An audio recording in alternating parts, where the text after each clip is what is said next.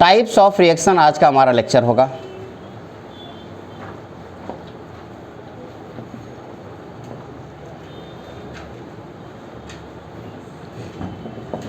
Reaction के बेटा total मैंने आपको लास्ट क्लास में बताया था, याद आया हो शायद।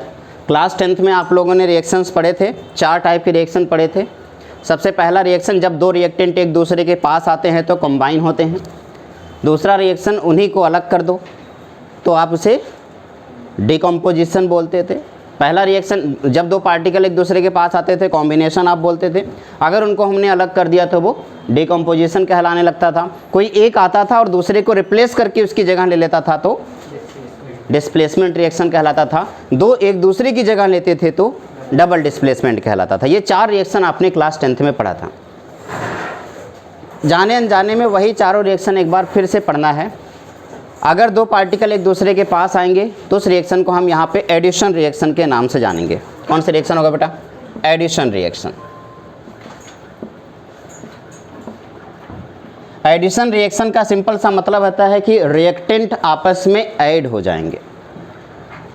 और अगर मान लो कोई उसी जो ऐड हुआ है उनको अलग करना हो तो अलग करते समय हम उसे एलिमिनेशन रिएक्शन का नाम देंगे। Elimination reaction. एडिशन रिएक्शन का सिंपल सा मतलब क्या हुआ? 2 पार्टिकल आए एक दूसरे से ऐड हो गए, एडिशन रिएक्शन। अगर उन्हीं ऐड हुए पार्टिकल को अलग कर दें तो एलिमिनेशन रिएक्शन कहलाएगा। और सोचो, अगर एक पावरफुल पार्टिकल हो किसी दूसरे लेस पावरफुल पार्टिकल को उसकी जगह से डिस्प्लेस करे तो उस रिएक्शन को आप क्या बोलते थे? Displacement reaction. यहाँ पे हम उसे सब्स्टिट्यूशन रिएक्शन का नाम देंगे।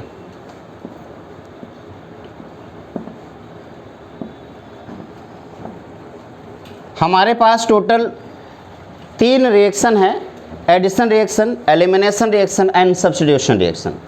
एक और आता है, जैसे मान लो रिएक्शन तो ना हो लेकिन कोई भी मॉलिक्यूल अपने आप को स्टेबल करने के लिए अपनी जगह का परिवर्तन कर ले। एक जगह से उठे किसी दूसरी जगह से चला जाए, लेकिन एक जगह से अगर वो उठ के किसी दूसरी जगह पे जा रहा है तो वहाँ पे वैकेंट सीट भी तो होनी चाहिए तभी तो जाएगा। या किसी के साथ रीअरेंज करे अपने आप को, भैया तू थोड़ी देर के लिए यहाँ पे आ जाए, मैं थोड़ी देर के लिए वहाँ चला जाता हूँ। तो इसको आखिरी में मैं बोलूँगा इसे, ये रिएक्शन का कोई टाइप तो नहीं है बट बहुत इंपॉर्टेंट है, और वो है रीअरेंजमेंट।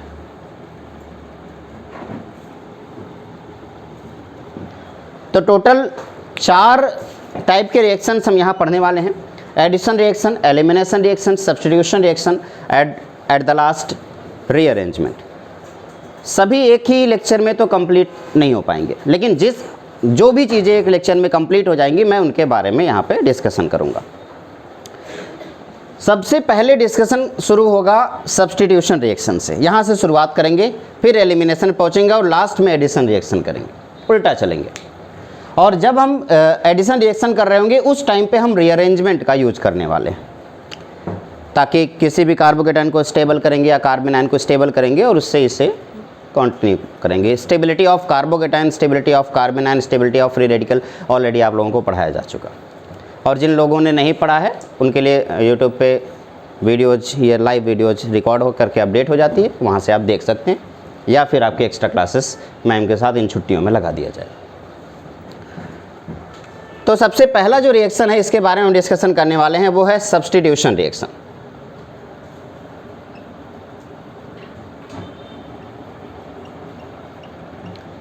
आज का पूरा लेक्चर इसी पे ख़त्म होने वाला है, एक सिंगल रिएक्शन पे। मतलब कोशिश तो करूँगा कि इससे ज़्यादा पढ़ा दूँ, लेकिन आपको कितना समझ में आ रहा है इस बेस पे ये डिपेंड करता है कि ये स्पीड कितनी होगी मेरी। अब सब्स्टिट्यूशन, ज़रा एक बात 1 मिनट के लिए ज़रा मैं इस पूरे जितने भी टाइप के रिएक्शन है उस टाइप के रिएक्शन को समझाने से पहले मैं आपको बताना चाहूँगा कि रिएक्शन होता क्या है। एनीवन? कोई तो होगा। क्या कोई मुझे बता सकता है रिएक्शन होता क्या है? अरे कुछ तो। रिएक्टेंट से प्रोडक्ट में कन्वर्ट होने वाला प्रोसेस रिएक्शन कहलाता है। Very good. और कोई? एटम का पोजीशन चेंज हुआ, rearrangement of atom is known as reaction. Very good. और कोई? डाल्टन का थियरी है यहाँ। और कोई? रिएक्टेंट्स आपस में मिलते हैं और नया फिजिकल एंड केमिकल चेंजमेंट उनका होता है और वो नया प्रोडक्ट बनाता है, नया कंपाउंड बनाता है, उसे प्रोडक्ट बोलते हैं। Very good. मतलब जितने भी प्रोसेस आपने बताए, जितना भी अभी आपने इन लोगों ने बताया, अलग अलग लोगों ने अलग अलग डेफिनेशन दिया रिएक्शन का। केमिस्ट्री यही तो है। केमिस्ट्री में आपको एक डेफिनेशन रटना नहीं होता, आपकी खुद की मर्जी, आपने प्रोसेस समझा, अपने हिसाब से चीज़ें लिख सकते हो। बशर्ते लोगों को लगता है कि नहीं यार इसमें रटनी हुई होती है, रटना नहीं, आपको प्रोसेस पता है और आप उसका डेफिनेशन अपने मन से बनाओ, कोई गलत नहीं कभी करेगा। अभी यहाँ पे जितने भी प्रोसेसेस बताए गए केमिकल रिएक्शन के, उन सारे प्रोसेस में दो चीज़ें हो रही हैं। एटलीस्ट आपके पास एक रिएक्टेंट है और वो बदल रहा है प्रोडक्ट में, हाँ या ना बेटा? एक रिएक्टेंट है, वो किस में कन्वर्ट हो रहा है? लेकिन क्या रिएक्टेंट अपने आप से प्रोडक्ट में कन्वर्ट होगा, या उसे कन्वर्ट करने वाला भी कोई होना चाहिए? कोई होना चाहिए ना आप कन्वर्ट करने वाला। तो ये जो रिएक्टेंट है, इस रिएक्टेंट को प्रोडक्ट में कन्वर्ट करने वाला है अटैक करने वाला। उस रिएक्टेंट के ऊपर अटैक कौन कर रहा है, उसे बोलते हैं अटैकिंग रिएजेंट। तो यहाँ पे मेरा मेन कंसर्न होगा अटैकिंग रिएजेंट का।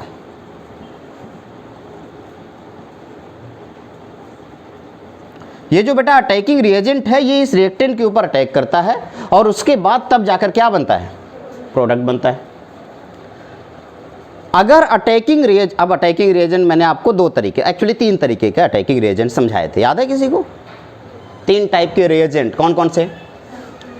एक इलेक्ट्रोफाइल, एक न्यूक्लियोफाइल और एक फ्री रेडिकल। तीन टाइप के आपके अटैकिंग रिएजेंट हैं। फिर से लिख दे रहा हूं, अटैकिंग रिएजेंट हमारे पास हैं electrophile, nucleophile and free radical. Electrophile, nucleophile और फ्री रेडिकल, ये अटैकिंग रिएजेंट। सोचो जरा, एक इलेक्ट्रोफाइल किसी के ऊपर अटैक करेगा तो एक नया इलेक्ट्रोफाइल बनाने की कोशिश करेगा, एक न्यूक्लियोफाइल किसी के ऊपर अटैक करेगा तो एक नया न्यूक्लियोफाइल बनाने की कोशिश करेगा, और एक फ्री रेडिकल किसी के ऊपर अटैक करेगा तो एक नया फ्री रेडिकल बनाने की कोशिश करेगा। कोई किसी के ऊपर अटैक इसीलिए करेगा ताकि उसे अपने जैसा बना सके, वो उसके जैसा नहीं है तभी तो अटैक होगा। तो यहाँ पर इलेक्ट्रोफाइल का सिंपल सा, इलेक्ट्रोफाइल जब कभी अटैक करेगा तो एक रिएक्शन होगा, उस रिएक्शन का अपना एक नाम होगा, उस नाम को, उस रिएक्शन को हम बोलेंगे इलेक्ट्रोफिलिक रिएक्शन। अगर अटैकिंग रिएजेंट इलेक्ट्रोफाइल है तो उस रिएक्शन का नाम क्या होगा? Electrophilic reaction. अगर अटैकिंग रिएजेंट न्यूक्लियोफाइल है तो उस रिएक्शन का नाम न्यूक्लियोफिलिक रिएक्शन, और अगर अटैकिंग रिएजेंट फ्री रेडिकल है तो उस रिएक्शन का नाम फ्री रेडिकल होगा। बस सिंपल। अब रिएक्शन आपके पास तीन तरीके के हैं। सोचो एडिशन रिएक्शन चल रहा है और अटैकिंग रिएजेंट इलेक्ट्रोफाइल है तो उसका नाम क्या होगा?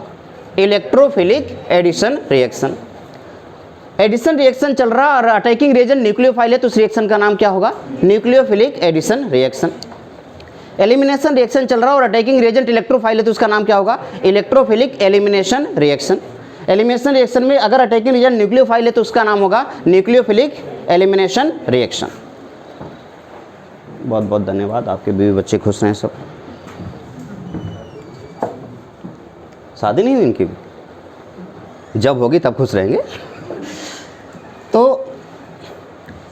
सोचो अगर सब्स्टिट्यूशन रिएक्शन है तो सब्स्टिट्यूशन रिएक्शन में अगर अटैकिंग रिएजेंट इलेक्ट्रोफाइल है तो इलेक्ट्रोफिलिक सब्स्टिट्यूशन रिएक्शन, अगर अटैकिंग रिएजेंट न्यूक्लियोफाइल है तो न्यूक्लियोफिलिक सब्स्टिट्यूशन रिएक्शन। क्या ये बात क्लियर हो गई? कोई दिक्कत तो नहीं है? आपने कहा सर फ्री रेडिकल के बारे में क्यों नहीं बात कर रहे, उससे कोई दुश्मनी है? हाँ है। दुश्मनी इसलिए है क्योंकि वो तभी होगा जब सनलाइट के प्रेजेंस में रिएक्शन हो, अदरवाइज वो होता ही नहीं, कुछ भी कोशिश कर लो। फ्री रेडिकल तब क्रिएट होता है जब रिएक्शन सनलाइट के प्रेजेंस में हो या पेरोक्साइड के प्रेजेंस में हो, इसके अलावा कभी भी फ्री रेडिकल रिएक्शन नहीं होगा। लेकिन जब भी होगा, एक फ्री रेडिकल अटैक करेगा तो अपने जैसा एक नया फ्री रेडिकल बनाएगा और उस रिएक्शन को फ्री रेडिकल, आगे जो भी रिएक्शन है, substitution reaction, addition reaction, elimination reaction, जो भी, एक्चुअली फ्री रेडिकल में कभी एलिमिनेशन नहीं होता लेकिन सब्स्टिट्यूशन और एडिशन होता है। ठीक है, तो ये फ्री रेडिकल की बात होगी। तो मेरे ख्याल से अब तक आप समझ गए कि जो नामकरण होगा रिएक्शन का वो कैसे होगा, किसके बेस पे होगा? अटैकिंग रिएजेंट के बेस पे। अगर मैं सब्स्टिट्यूशन रिएक्शन की बात कर रहा हूँ तो बताना जरा मुझे, सब्स्टिट्यूशन रिएक्शन में मैं दो तरीके से इसको डिवाइड कर सकता हूँ, कौन कौन सा? Electrophilic substitution reaction and nucleophilic substitution reaction. ठीक है बेटा, तो मैंने लिखा है यहाँ पे electrophilic substitution reaction,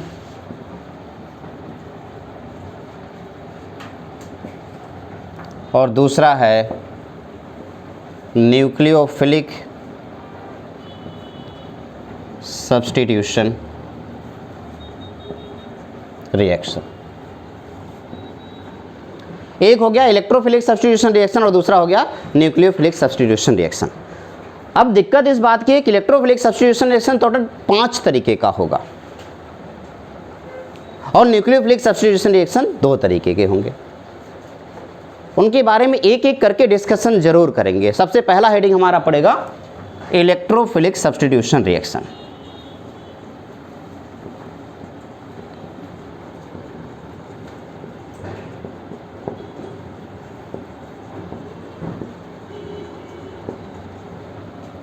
electrophilic substitution reaction, ये हमारा सबसे पहला हेडिंग होगा।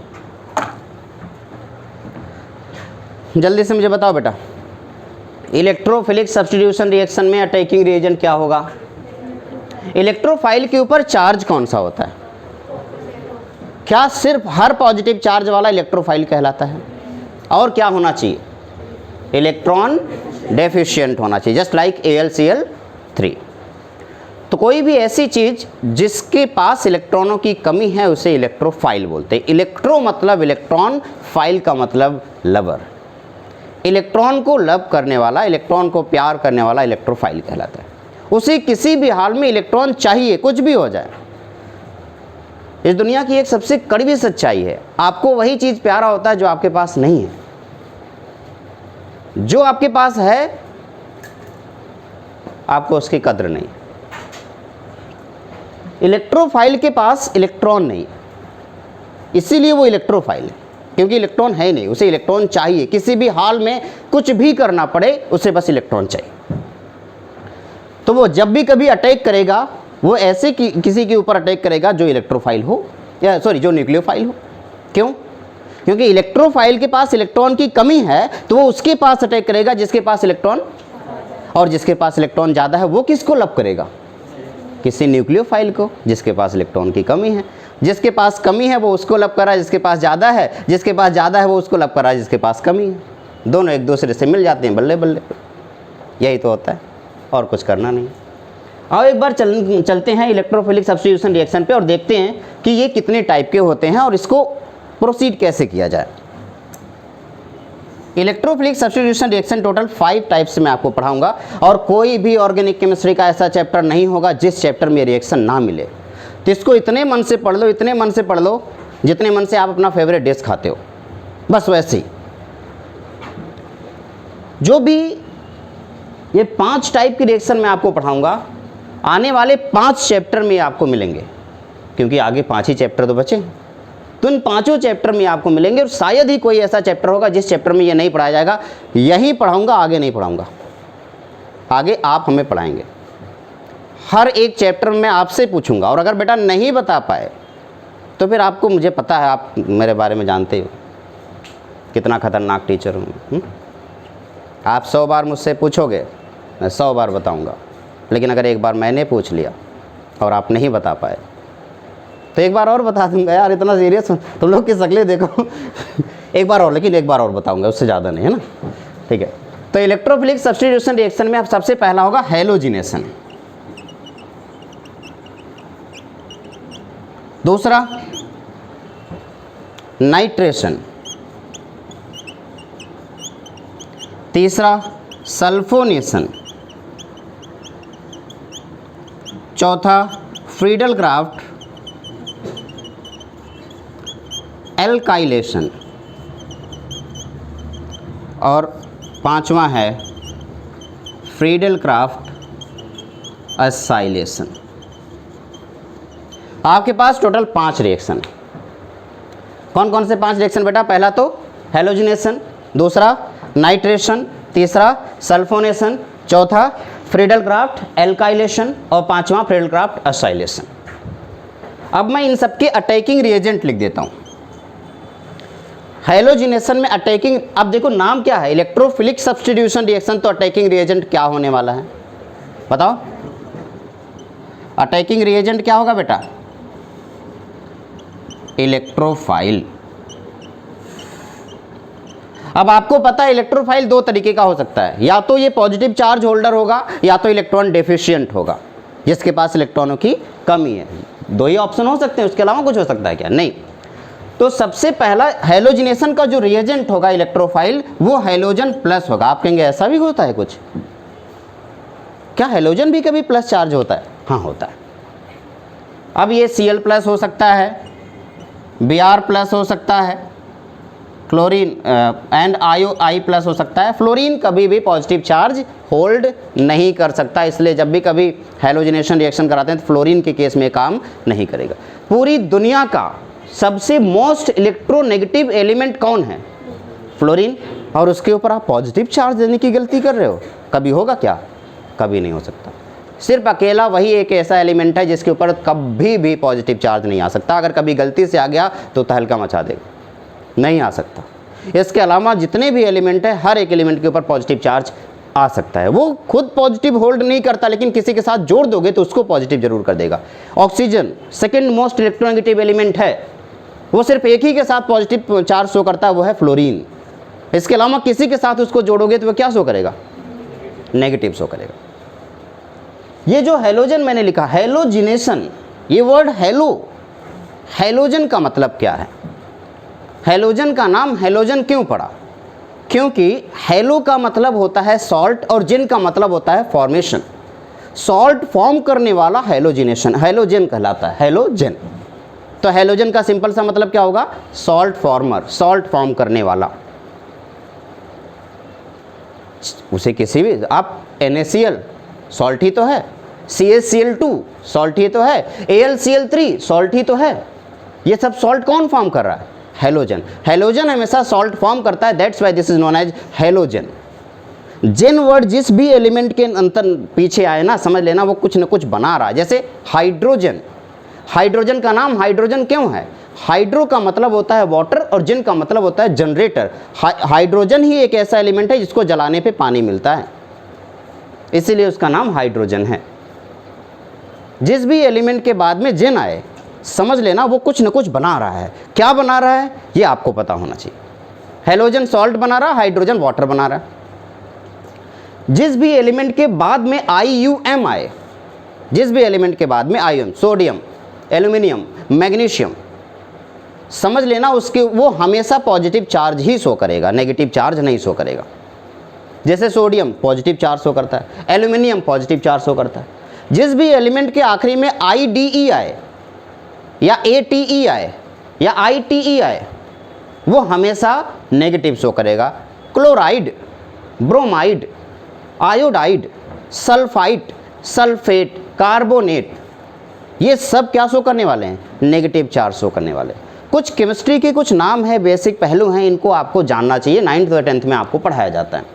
एनीवे अगर आपने नहीं पढ़ा है तो कोई बात नहीं, एक फिर से मौका मिला है आपको पढ़ने के लिए। फिर से एक बार बता रहा हूँ, जिस किसी भी एलिमेंट के नेम में आखिरी में जेन आए, इसका मतलब है वो कुछ न कुछ प्रोड्यूस कर रहा है। जैसे हेलोजन सॉल्ट फॉर्म करता है, हेलो मतलब सॉल्ट, जिन मतलब प्रोड्यूसर, सॉल्ट फॉर्मर हेलोजन कहलाता है। हाइड्रोजन, हाइड्रो का मतलब वाटर, जिन का मतलब प्रोड्यूसर, हाइड्रोजन का मतलब होता है वाटर फॉर्म करने वाला, वाटर प्रोड्यूसर या वाटर फॉर्मर।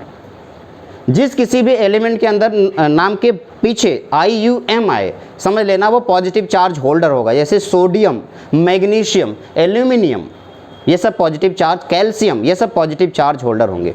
जिस भी एलिमेंट के आखिरी में IDE आए, ATE आए या ITE आए, समझ लेना वो नेगेटिव चार्ज होल्डर होगा। जैसे chloride, bromide, iodide, sulphate, sulphite, carbonate, carbide, ये सब नेगेटिव चार्ज होल्डर। ये कुछ बेसिक बातें हैं जो आपको पता होना चाहिए।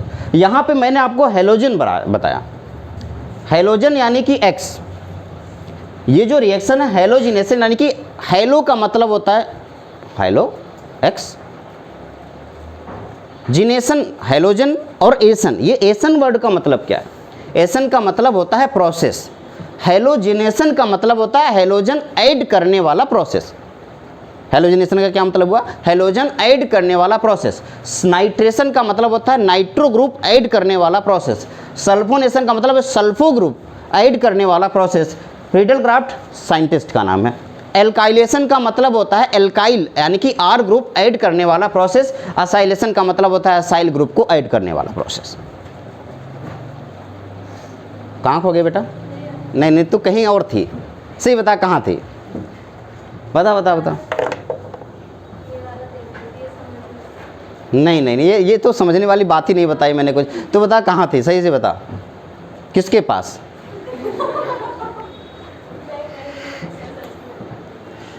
तो अब अगला है हमारा, ये तो हेलोजन का आपने प्रोसेस समझ लिया।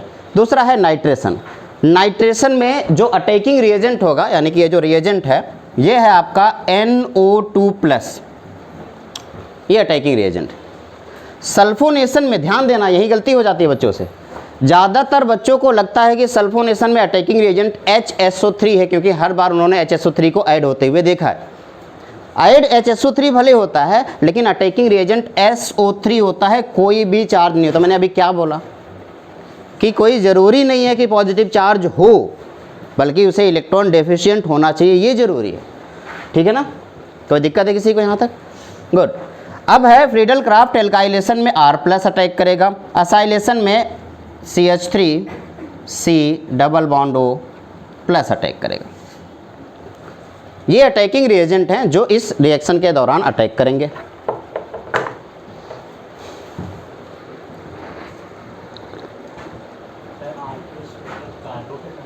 R, हाँ नहीं, हाँ कोई भी कार्बोकेटायन हो सकता है, यानी कि CH3+, C2H5+, C3H7+, कुछ भी हो सकता है। एक और बात ज़रा ध्यान से सुनो बेटा,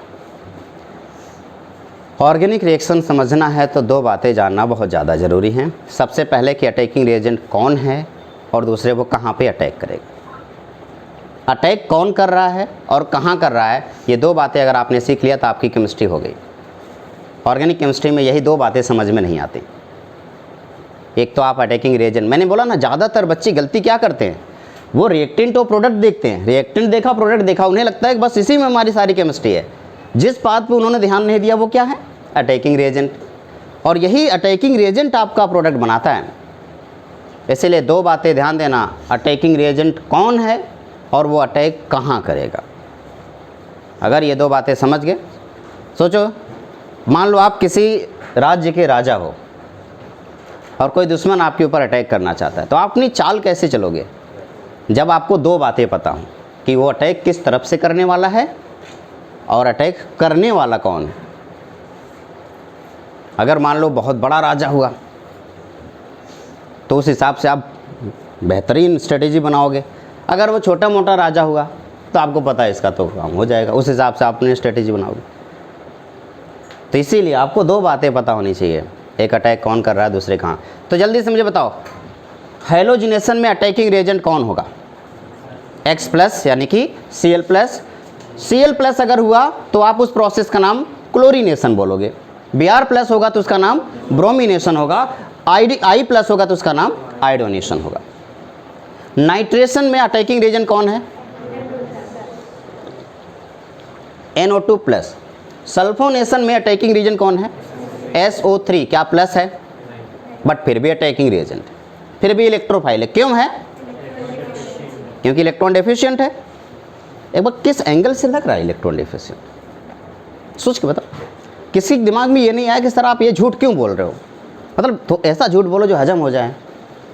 इतना बड़ा झूठ, SO3 को आप बोल रहे हो इलेक्ट्रॉन डेफिशिएंट, किस एंगल से दिख रहा है भैया? सल्फर के पास कितने इलेक्ट्रॉन है? SO3 में सल्फर के पास कितने इलेक्ट्रॉन है?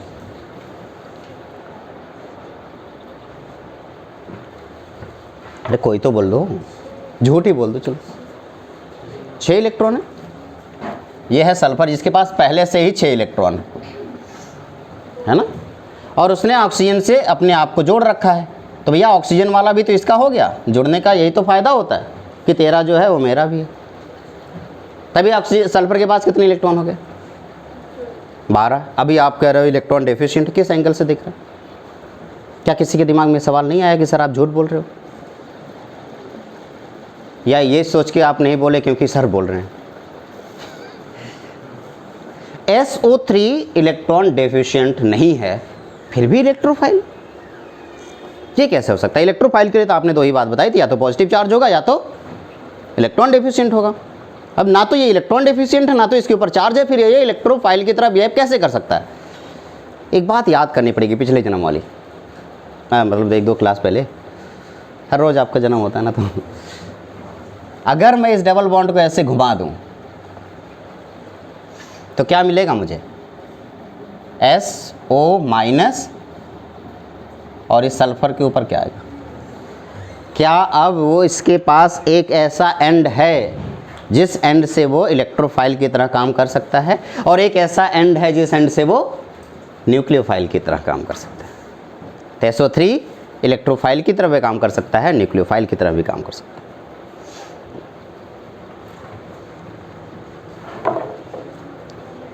बताओ बेटा, क्या बेटा? हाँ प्लस है, देखो। नहीं, अटैक, पहली बात तो अटैक कौन कर रहा है ये बताओ, लेकिन वो किस फॉर्म से अपने आप का बदल करके अटैक करे वो तो अलग बात है ना। अटैकिंग रिएजेंट SO3 है, लेकिन जिस टाइम पे वो अटैक कर रहा होता है उस टाइम वो अपने आप को थोड़ा सा मॉडिफाई कर लेता है। इसे इलेक्ट्रोमेरिक इफेक्ट बोलते हैं, और ये एक टेम्परेरी इफेक्ट है, याद करो। तो जब ये टेम्परेरी इफेक्ट है तो हम इसको परमानेंट कैसे बोल सकते हैं? अटेंडेंस दे लीजिए, उसके बाद आगे बढ़ते हैं। हर वो पॉइंट जो मैंने अभी बोला है जो आपको पता ना हो और मैं बोर्ड पे ना लिखूं, वो भी आप अपनी कॉपी में किसी कोने में ज़रूर लिख लिया करेंगे। इसमें कोई ईगोइस्टिक होने वाली बात नहीं है कि नहीं मैं नहीं लिखूंगा क्योंकि सर ने नहीं लिखा बोर्ड पे, आप फिर भी लिखेंगे, ठीक है।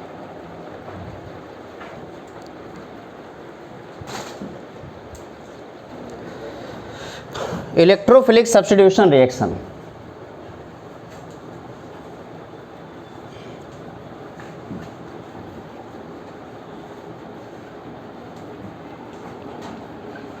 ये हमारा पहला टास्क है, और इसमें हम कौन सा टॉपिक पहले पढ़ेंगे बेटा? हेलोजिनेशन। मैं हेलोजिनेशन पढ़ाने से पहले मैं एक बात बता दूं कि बेसिकली होता क्या है। मान लो आपके पास कोई कंपाउंड है, जैसे कि बेंजीन, ज़रा सोचना एक मिनट के लिए, आपके पास बेंजीन है और आपने कोई इलेक्ट्रोफाइल इसके ऊपर अटैक किया, यानी कि E+, ऐसा कुछ। अब यहाँ पे बेंजीन का क्या सारे पोजीशन बराबर हैं? क्या इसमें, अगर मैं आपसे कहूँ कि भैया इसमें हर एक पोजीशन पे एक एक हाइड्रोजन है जो कि हमें दिख नहीं रहा था, हमने मन की आंखों से देख लिया इसे और में दिख गया। अब जो E+ है वो E+ जाएगा और किसी एक हाइड्रोजन की जगह लेगा और उसको वहाँ से रिप्लेस करेगा, यही तो होगा। सब्स्टिट्यूशन है ना बेटा, तो सब्स्टिट्यूट करने के लिए एक आएगा, वो किसी एक को हटाएगा और उसकी जगह लेगा। सवाल ये है कि हटाएगा किसको? आप बताओ, अगर आपसे बोल दिया जाए इतने लोग हैं, इनमें से किसी एक को हटा के उसकी जगह लेना है, तो आप जो सबसे ताकतवर है उसको चूज करोगे या जो सबसे कमज़ोर है उसको? जो सबसे कमज़ोर है आप उसको चूज करोगे ना, कि हाँ इसको हटाना आसान होगा, यहाँ से इसको जाऊँगा, उठाऊँगा, फेंक दूँगा, वहाँ बैठ जाऊँगा, यही तो होगा। तो आपको बेसिकली किस हाइड्रोजन को टारगेट करना है? सबसे लूजली बॉन्डेड हाइड्रोजन को टारगेट करना है। अगर आपको ये टारगेट मिल गया कि कौन है सबसे ज़्यादा लूजली बॉन्डेड, तो आप बाकी काम आराम से कर पाओगे। इस बेंजीन में 6 हाइड्रोजन दिख रहे हैं आपको, और 6 की 6 हर एक हाइड्रोजन की जो स्ट्रेंथ है वो बराबर है। इसमें कोई लूजली नहीं दिख रहा, कोई टाइटली पैक नहीं दिख रहा, क्योंकि हर किसी की पोजीशन एक ही जैसी, आप कहीं से भी देखोगे वो सेम दिख रहा है। इसलिए यहाँ पे हम डिसीजन नहीं ले सकते कि कौन से वाले हाइड्रोजन को हटाऊंगा, और जब आप ये डिसीजन नहीं ले सकते कि कौन से वाले हाइड्रोजन को हटाओगे, तो आप किसी भी हाइड्रोजन को हटा सकते हो, ठीक है ना। तो बताओ कौन से वाले हाइड्रोजन को हटाऊं बेटा? ऊपर वाले को। तो मैंने क्या किया, ऊपर वाले हाइड्रोजन को हटाया और उसकी जगह एक इलेक्ट्रोफाइल लगा दिया। यही है इलेक्ट्रोफिलिक सब्स्टिट्यूशन रिएक्शन, और H+ को हटा दिया। हो सकता है आपके दिमाग में सवाल आए कि हमें कैसे पता चलेगा कि कौन सा हाइड्रोजन लूजली बॉन्डेड है? आपको तो पता है, आप सालों से पढ़ा रहे हैं, हमें कैसे पता चलेगा? ये सवाल आना लाजमी है। इस सवाल का आंसर देने के लिए मैं आपको वापस से फिर से पिछले जन्म मतलब पिछली क्लास में लेके जाना चाहूँगा। मैं बस ऐसे सिंपली एक क्वेश्चन पूछ रहा हूँ कि एक मेरे पास यहाँ पर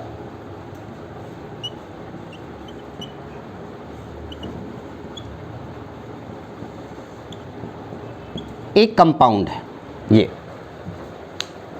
अब मैं इस कंपाउंड के ऊपर मैं इलेक्ट्रोफाइल अटैक करने की कोशिश कर रहा हूँ। पहली बात तो ये, अक्सर बच्चे कंफ्यूज होते हैं इसमें, इलेक्ट्रोफिलिक सब्स्टिट्यूशन है। तो सब्स्टिट्यूशन रिएक्शन तभी होगा जब कोई सेटिस्फाइड कार्बन हो, यानी कि उसके पास कोई भी अनसेचुरेशन ना हो, यानी कि डबल बॉन्ड ना हो।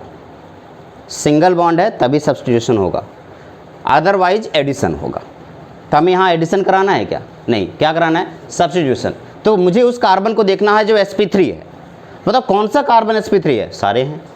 क्या सारे कार्बन sp3 दिख रहे हैं? और देख लेते हैं, जिन लोगों को ये नहीं पता है कार्बन कैसे देखते हैं sp3, वो इधर देखें। अगर कार्बन सभी कार्बन सिंगल बॉन्ड से जुड़ा हुआ है तो टोटल 1 2 3 4 सिग्मा बॉन्ड हुआ, और 4 सिग्मा बॉन्ड का हाइब्रिडाइजेशन sp3 होता है।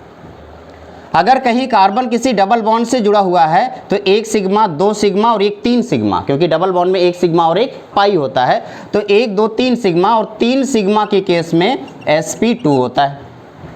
और अगर कहीं पे कार्बन ट्रिपल बॉन्ड से जुड़ा हुआ है तो 1 सिग्मा इधर, 1 सिग्मा इधर, तो ये वाला कार्बन के ऊपर हाइब्रिडाइजेशन क्या हो जाएगा बेटा? sp हो जाएगा। क्यों? क्योंकि 2 सिग्मा है और 2 सिग्मा में हाइब्रिडाइजेशन sp होता है। इस कार्बन के ऊपर हाइब्रिडाइजेशन sp3, इस वाले पर sp2 और इस पर भी sp2, इस कार्बन पे sp और इस वाले कार्बन पे भी sp हाइब्रिडाइजेशन है। इस हिसाब से यहाँ पे देख के मुझे बताओ, क्या हर एक कार्बन sp3 हाइब्रिडाइजेशन वाला है? यानी कि हर एक कार्बन चाहता है कि मेरे हाइड्रोजन को ले जाओ। sp3 है तो कहीं से भी सब्स्टिट्यूट हो सकता है। अब सवाल है कि इलेक्ट्रोफाइल किस हाइड्रोजन पे टारगेट करेगा। या सिर्फ कार्बन ये बोल दे मेरे वाले को ले जाओ तो क्या इलेक्ट्रोफाइल उसी से आएगा, ठीक है, लेके चला जाएगा? नहीं, इलेक्ट्रोफाइल भी टारगेट करेगा ना, मैं किस वाले हाइड्रोजन को हटाऊं, जिससे मुझे कम एनर्जी रिलीज करना पड़े, कम मेहनत करना पड़े। तो बताओ आपको क्या लगता है कौन सा वाला हाइड्रोजन सबसे लूजली बॉन्डेड होगा और जिसको आसानी से टारगेट किया जा सकता है? सोच के बताओ। एसिडिक स्ट्रेंथ वाली अगर बात याद होगी, मैंने अपनी लव स्टोरी सुनाई थी आपको, याद ही नहीं होगा? जहाँ से एस्ट्रे लगा है उसके, वेरी गुड। 3 डिग्री हाइड्रोजन सबसे आसानी से निकलेगा। क्यों? जरा सोचो क्यों? क्योंकि जैसे 3 डिग्री हाइड्रोजन इसलिए सबसे आसानी से निकलेगा क्योंकि 3 डिग्री हाइड्रोजन के निकलने के बाद कार्बन पे बहुत ज़्यादा दिक्कत नहीं क्रिएट होगी। तो इसलिए इस बार डायरेक्ट आप याद तो इसे रट लेंगे कि जब रिएक्टिविटी की बात करूंगा, जब भी कभी रिएक्टिविटी की बात करूंगा तो सबसे ज़्यादा जो रिएक्टिव होगा वो कौन सा हाइड्रोजन होगा? 3 डिग्री, उसके बाद 2 डिग्री और उसके बाद 1 डिग्री और उसके बाद मिथाइल। जब मैंने क्या बोला था? जब इलेक्ट्रोफाइल आएगा अटैक करेगा तो अपने जैसा एक नया इलेक्ट्रोफाइल बनाएगा, हाँ या ना? यही तो बोला था। तो अगर E+ आया तो अपने जैसा एक नया पॉजिटिव चार्ज बनाएगा। अगर वो हाइड्रोजन को लेके गया बेटा तो क्या उसकी जगह एक पॉजिटिव चार्ज आएगा? अगर वो हाइड्रोजन को लेके चला गया तो उसकी जगह पॉजिटिव चार्ज आएगा, हाँ या ना? तो भैया इसी वजह से सबसे ज़्यादा स्टेबल कौन दिख रहा है? ये C। इस वजह से यहाँ पे हम इसको ऐसे समझ सकते हैं। अदरवाइज आप इसे रट लेंगे कि 3 डिग्री हाइड्रोजन सबसे ज़्यादा रिएक्टिव होता है, उसके बाद 2 डिग्री, उसके बाद 1 डिग्री। तो बताओ अगर यहाँ पे मुझे इलेक्ट्रोफिलिक सब्स्टिट्यूशन रिएक्शन कराना है तो किस हाइड्रोजन को हटाना सबसे आसान रहेगा? किसको? CH3, ये वाला। तो आपने कहा कि सर इस वाले रिएक्शन में मैं यहाँ CH3, CH2, C, CH3, CH3 और ये रहा E। अब मैं इसी में 1 मोल और डालूं। अब बताओ वो दूसरा मोल वाला कहाँ पे जाके अटैक करेगा? अगर मैं इसी में फिर से E+ डाल दूं, अब वो कहाँ पे जाके अटैक करेगा और किस हाइड्रोजन को हटाएगा? सोच के बताओ। ये बताओ कितने डिग्री का है? 1 डिग्री। अगर डिग्री नहीं पता है तो फिर से याद रखें, कार्बन जितने कार्बन से जुड़ा होता है वही उसकी डिग्री होती है। ये वाला कार्बन कितने कार्बन जुड़ा है? 1, तो ये 1 डिग्री का हो गया, ये आपका 1 डिग्री हो गया। ये वाला कार्बन भी सिर्फ 1 कार्बन जुड़ा है तो ये भी कितने डिग्री का हो गया? 1 डिग्री। ये वाला कार्बन एक इधर कार्बन से और एक इधर कार्बन जुड़ा है तो ये कितने डिग्री का हो गया? 2 डिग्री। ये वाला कार्बन एक कार्बन से सिर्फ जुड़ा है तो ये कितने डिग्री का हो गया? 1 डिग्री। ये वाला कार्बन एक इधर और एक इधर से जुड़ा है तो कितनी डिग्री कार्बन हो गया, 3 डिग्री। तो सबसे आसानी से कौन सा हटा, ये वाला हाइड्रोजन, और उसी जगह मैंने ये लगा दिया। अब अगर दूसरी बार मैं फिर से E प्लस को लाऊं तो कहाँ पे जाएगा, 2 डिग्री वाला। 2 डिग्री वाला कौन है, यहाँ पे। क्या ये बात क्लियर हो गई, कोई दिक्कत तो नहीं है। तो अगर दूसरी बार मैं इसको रिप्लेस कराऊं तो CH3 CH और यहाँ पे एक E आएगा, एक हाइड्रोजन रिप्लेस हो जाएगा, एक E पहले से है, और ये रहा CH3 और ये रहा CH3। बेटा ये बेसिक बातें हैं जो लगेगा कि आपको आता है, लेकिन ध्यान देना यही वो बातें हैं जो छोटी छोटी हैं मगर बहुत मोटी बातें। अगर ये नहीं आया तो केमिस्ट्री नहीं आएगी आगे। पहली बात मैंने क्या बताया कि अटैक कौन कर रहा है और अटैक कहाँ कर रहा है, ये 2 बातें आपको पता होना चाहिए। तो अटैक किसने किया, E प्लस ने। कहाँ पे अटैक किया, 3 डिग्री हाइड्रोजन सबसे कमज़ोर दिख रहा था, उसको हटाने के लिए अटैक किया। फिर 2 डिग्री। अब अगर मुझे फिर से अटैक करना हो तो बताओ कौन सी जगह पे अटैक करेगा, 1 डिग्री पे नहीं, 2 डिग्री पे अभी एक हाइड्रोजन और है, वो उसको रिप्लेस करेगा, और उसके बाद फिर किस पे जाएगा, 1 डिग्री में। क्या ये बात क्लियर हो रही है। तो इस बात को ध्यान देना, सबसे पहले कौन सा हाइड्रोजन हटेगा, 3 डिग्री, फिर 2 डिग्री, फिर 1 डिग्री।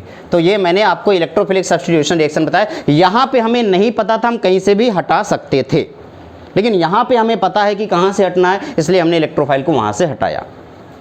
ठीक है, कोई दिक्कत तो नहीं है ना बेटा, गुड। चलो नोट करें इसे। देखो बेटा अक्सर यहाँ बच्चे कंफ्यूज होते हैं, केमिस्ट्री है इसलिए फिर से समझा रहा हूँ। जब भी कभी आपको हटाना होगा हाइड्रोजन कोई किसकी वजह से, सब्स्टिट्यूशन रिएक्शन की वजह से, तो आप हमेशा 3 डिग्री हटाओगे। लेकिन जब एसिडिक स्ट्रेंथ पूछा जाएगा तो sp3 का सबसे ज़्यादा एसिडिक होगा, फिर sp2 का, और फिर जाकर sp का सबसे ज़्यादा एसिडिक होगा, फिर sp2 का, फिर sp3 का। एसिडिक स्ट्रेंथ सबसे ज़्यादा sp का होता है क्योंकि परसेंटेज कॉम्पोजिशन उसकी ज़्यादा। न्यूक्लियोफिलिक सब्स्टिट्यूशन रिएक्शन का सबसे पहला हेडिंग है हैलोजिनेशन। इस हैलोजिनेशन में आपको हैलोजन ऐड करना है।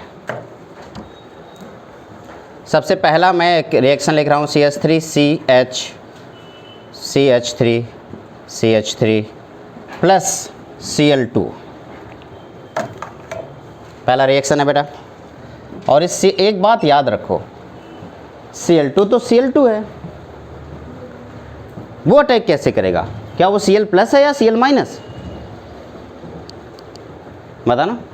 Cl2 तो Cl2, क्या Cl2 का भी अटैक करेगा, नहीं, वो तो खुश है अपनी लाइफ में। अटैक तो वो करेगा जिसके ऊपर पॉजिटिव चार्ज हो। तो आप कह रहे हैं इसका मतलब ये रिएक्शन ही नहीं होगा, हाँ होगा, लेकिन उसे रिएक्शन कराने वाला कोई अभी होना चाहिए जो उसे बोले कि तेरे अंदर एक काबिलियत है,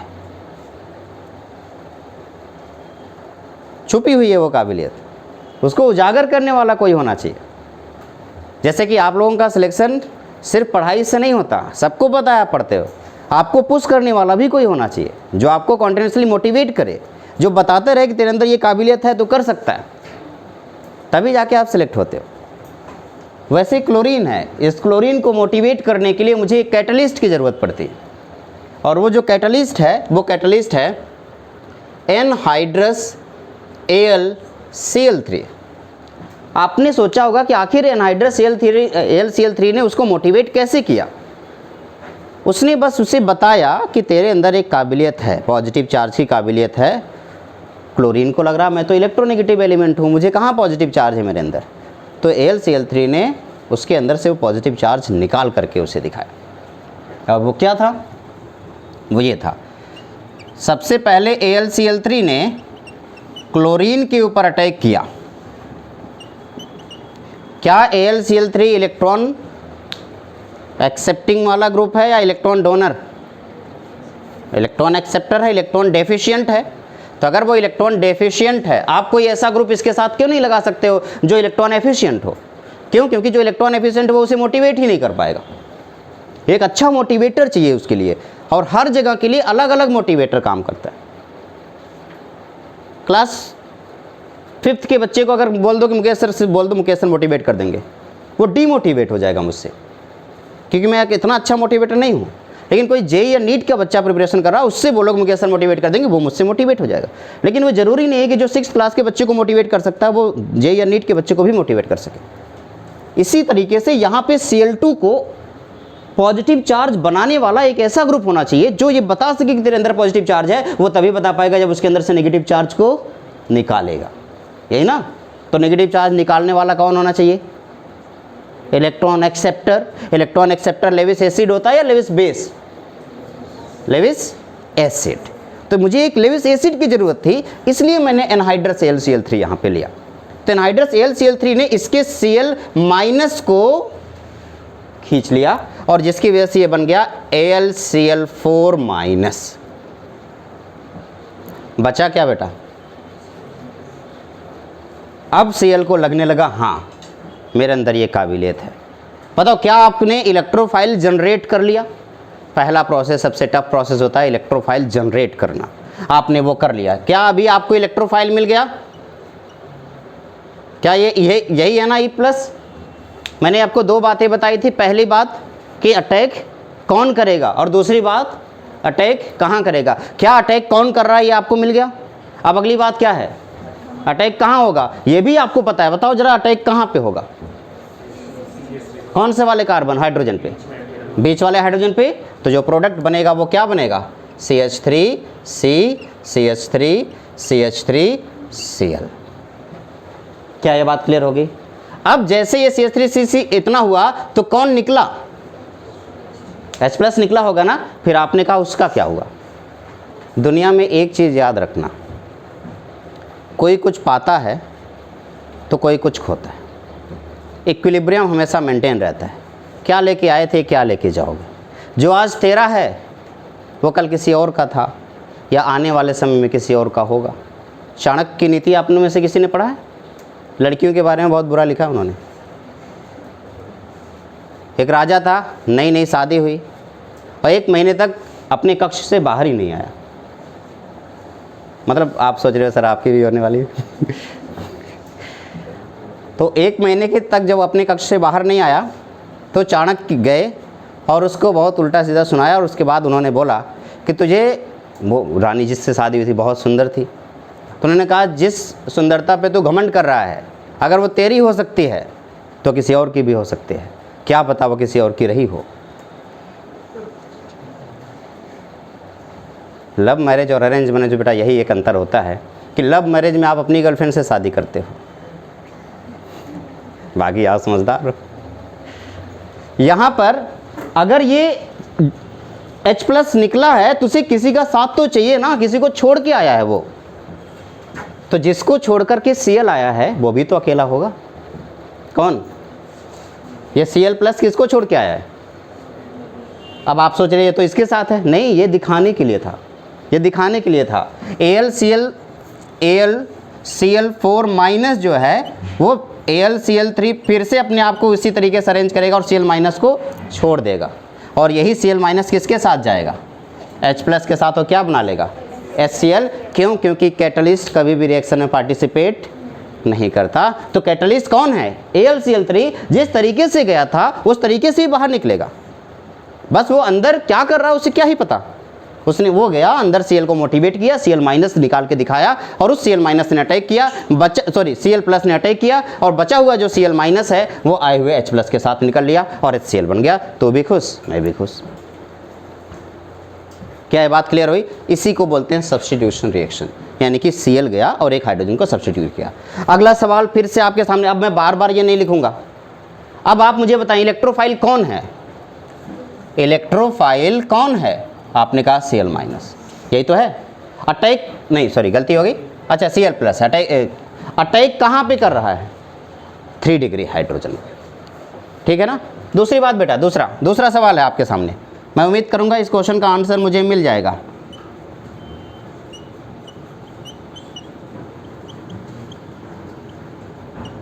बता बेटा, जल्दी बताओ। आंसर टाइम नहीं है आपके पास। कहीं भी लगा दूं? क्यों कहीं भी लगा दूं? क्योंकि हर जगह सेम है। Very good. कितने ज़्यादा समझदार हो यार तुम लोग, एक ही बार में समझ जाते। प्रोडक्ट है, अब बता के दिखाओ।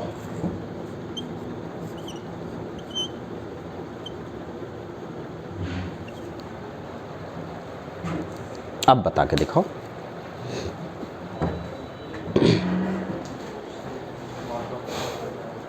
क्या इस बार आपने कोई ऐसा ग्रुप लगाया है जिसके पास लोन पेयर है?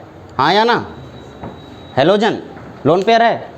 और मैंने बोला था कोई भी ऐसा ग्रुप जिसके पास लोन पेयर है, और स्पेशली हाइड्रोजन के लिए, हाइड्रोजन तभी ये काम करता है जब कोई अटैकिंग रिएजेंट उसके पास आता है। अब हमारे पास अटैकिंग रिएजेंट कौन है बेटा?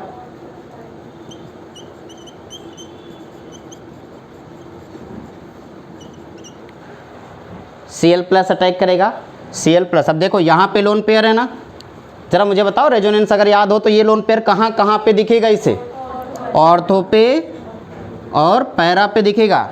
तो जब Cl+ अटैक करेगा तो उसे तो ऐसी जगह चाहिए जहाँ पे इलेक्ट्रॉन डेंसिटी ज़्यादा है। कहाँ पे इलेक्ट्रॉन डेंसिटी ज़्यादा है? ऑर्थो पे और पैरा पे। और इस वजह से जब ये अटैक करेगा तो आपके दो प्रोडक्ट नज़र आ रहे हैं। कौन कौन से प्रोडक्ट? एक तो एक Cl ऑर्थो पे आया और दूसरा Cl किस पे आ गया बेटा? पैरा पे। अब आप मुझे बताएंगे इसमें से मेजर कौन होगा और माइनर कौन होगा? मेजर वो जो स्टेबल है, माइनर वो जो कम स्टेबल है। कौन मेजर होगा, पैरा या ऑर्थो? पैरा। क्यों? रिपल्सन, स्टेरिक इफेक्ट ना, ये Cl ये भी Cl, दोनों पास पास में, दोनों के पास लोन पेयर है, दोनों एक दूसरे को रिपेल करेंगे, इसलिए ये आपका मेजर बन गया और ये आपका माइनर बन गया। अगला सवाल। अब पुरानी बातें याद आ रही हैं तो आप क्वेश्चन को आसानी से सॉल्व कर सकते हो।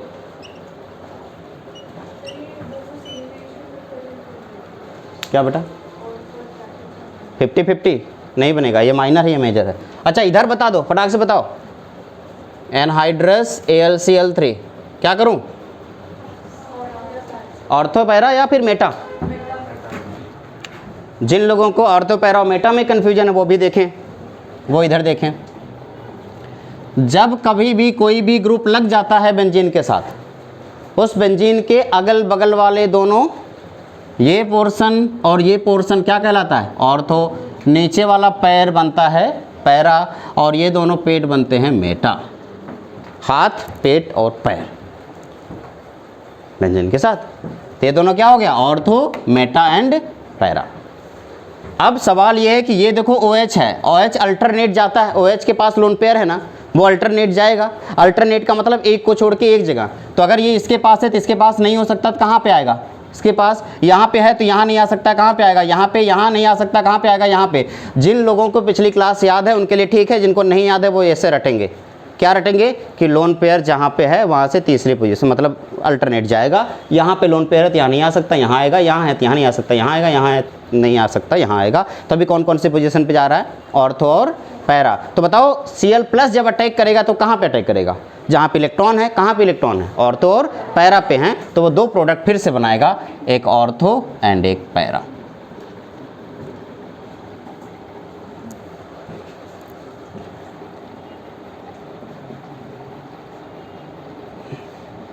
आप समझ गए होंगे पैरा क्या होगा? मेजर, और ये क्या है? माइनर। Okay good. पांचवा सवाल देखता हूँ कितने लोग बता पाते हैं। किस पे जाएगा? क्यों? क्योंकि CHO क्या है? Meta directing. याद आ रहा है थोड़ा बहुत? अच्छा कैसे पता मेटा डायरेक्टिंग है? आपने कहा सर ये डबल बॉन्ड को ऐसे घुमा दो, यहाँ पे आया माइनस, यहाँ पे आया प्लस। अब ये प्लस यहाँ पे है तो प्लस कहाँ पे आएगा? ऑर्थो पे। प्लस ऑर्थो पे है तो यहाँ नहीं आ सकता, यहाँ पे आएगा। यहाँ नहीं आ सकता, यहाँ पे आएगा। इस बार ऑर्थो पैरा पे पॉजिटिव चार्ज है या नेगेटिव चार्ज? अगर पॉजिटिव चार्ज है तो Cl++ पे अटैक नहीं कर सकता, तो उसे कहाँ पे अटैक करना पड़ेगा? माइनस पे। इसलिए क्या हो जाएगा? मेटा डायरेक्टिंग ग्रुप हो जाएगा और इसका एनहाइड्रस AlCl3 मेटा पोजीशन पे अटैक करेगा। एक ही प्रोडक्ट बनेगा इसका। अगला सवाल।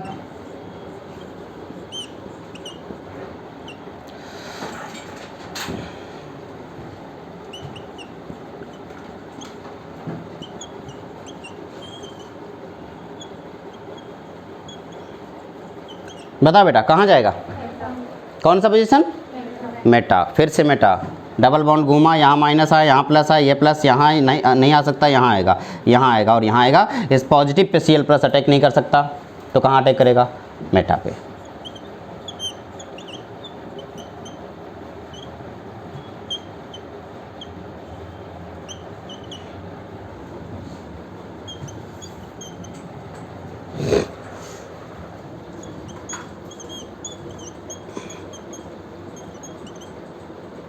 बताओ बेटा।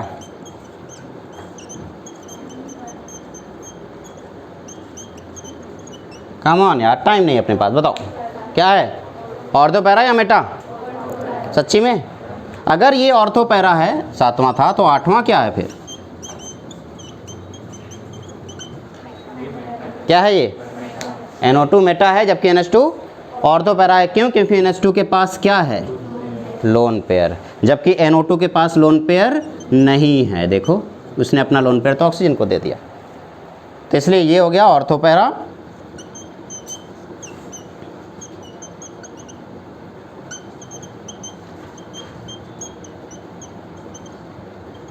और ये हो गया मेटा।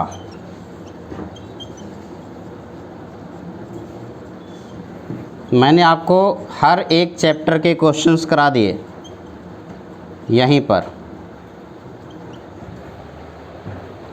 तो हैलोजिनेशन दोबारा मत पूछना, इसे नोट करें।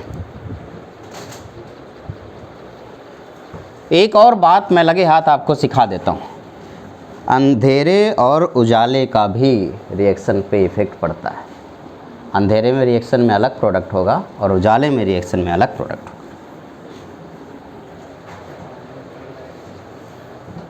इस बात को ध्यान देना।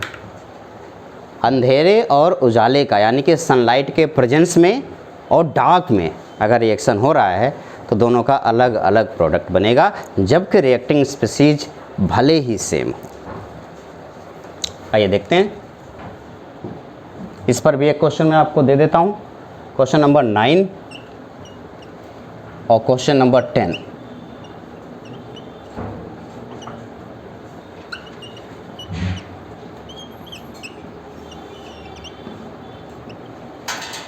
क्वेश्चन नंबर 9 है Cl2 in presence of HNu। यहाँ पे Cl2 in presence of dark, dark के लिए हमने एक आयरन रख दिया और डार्क लिख दिया। अंधेरे में रिएक्शन सेम है और मुझे रिएक्शन कराना है। जिस टाइम पे HNu हो रहा है, HNu का मतलब मैंने अभी अभी बताया, क्या बोल रहा है HNu में कौन सा रिएक्शन होगा? फ्री रेडिकल रिएक्शन होगा। यहाँ पे जो रिएक्शन होगा उसे हम बोलेंगे फ्री रेडिकल हैलोजिनेशन। तो फ्री रेडिकल हैलोजिनेशन में वो उस हाइड्रोजन को रिप्लेस करेगा जो आसानी से रिप्लेस हो सकता है। अच्छा ये गलती हो गई, मैं CH2 लिख दिया, एक H यहाँ पे लिख देता हूँ और एक H यहाँ पे, मैंने इसे ओपन करके लिख देता हूँ, ठीक है। अब आप मुझे बताएंगे कि जब Cl2 है और इसके साथ रिएक्शन हो रहा है तो Cl जाएगा कहाँ? HNu के प्रेजेंस में जब रिएक्शन होगा तो वो इस हाइड्रोजन को रिप्लेस करके उसकी जगह लेगा।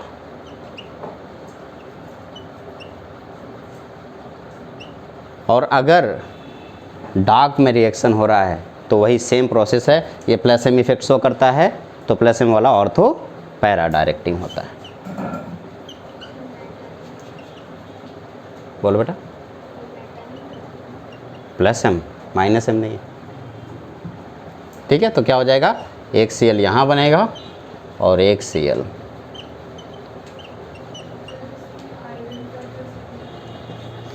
अंधेरे में कैटलिस्ट चाहिए होता है रिएक्टिंग को आगे बढ़ाने के लिए, उजाले में हमें कैटलिस्ट की ज़रूरत नहीं है, सनलाइट के अंदर हीट होता है।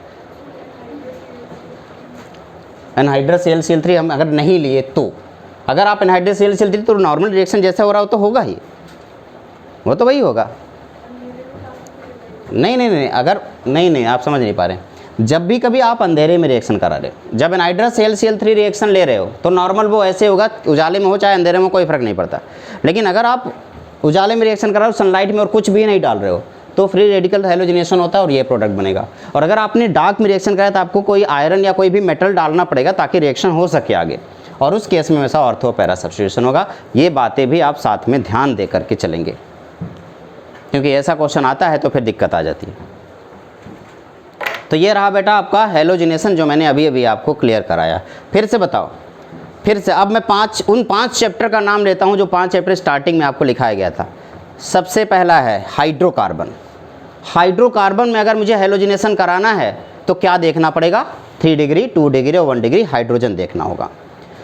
Alkyl halide, halo alkane and hello arene में अगर मुझे हेलोजन मतलब हेलोजिनेशन कराना है, halo alkane and hello arene यहाँ पे कहीं लिखा था हेलोजन बना के, तो उसमें ऑर्थो पैरा एक्टिवेटिंग था या मेटा एक्टिवेटिंग था?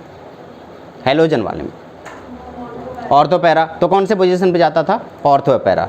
अगला चैप्टर मैंने आपको एल्कोहल, फिनॉल एंड ईथर बताया था। एल्कोहल में बताओ जब ये रिएक्शन होगा तो कौन सा पोजीशन? Ortho para. फिनॉल में भी सेम यही होगा, ऑर्थो पैरा। ठीक है, उसके बाद आया aldehyde, ketone and carboxylic acid. तो एल्डिहाइड में बताओ कहाँ पे जाएगा? मेटा पे। कीटोन में कहाँ पे जाएगा? मेटा पे। सेम ऐसे कार्बोक्सिलिक एसिड में कहाँ पे जाएगा? मेटा पे। फिर अगला चैप्टर है अमाइन। अमाइन में बताओ कहाँ जाएगा? और NO2 में कहाँ जाएगा? मेटा पे। तो आपको पूरा चैप्टर यहीं पे कंप्लीट हो गया। हर एक चैप्टर का रिएक्शन मैंने यहाँ पे लिख दिया।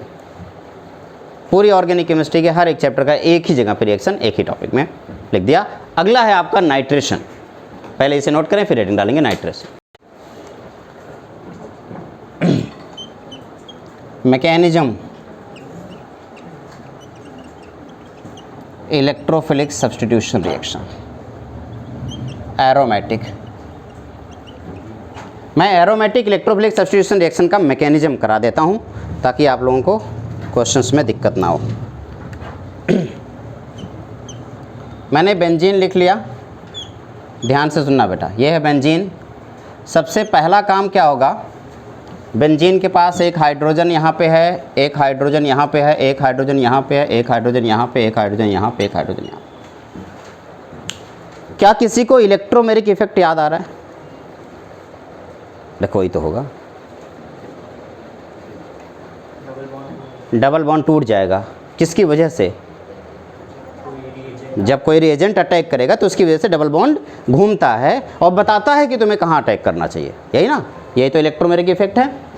तो मैंने क्या किया, इस डबल बॉन्ड को घुमाया। आप किसी भी तरफ घुमा सकते हो क्योंकि यहाँ पे कोई बाउंडेशन नहीं है।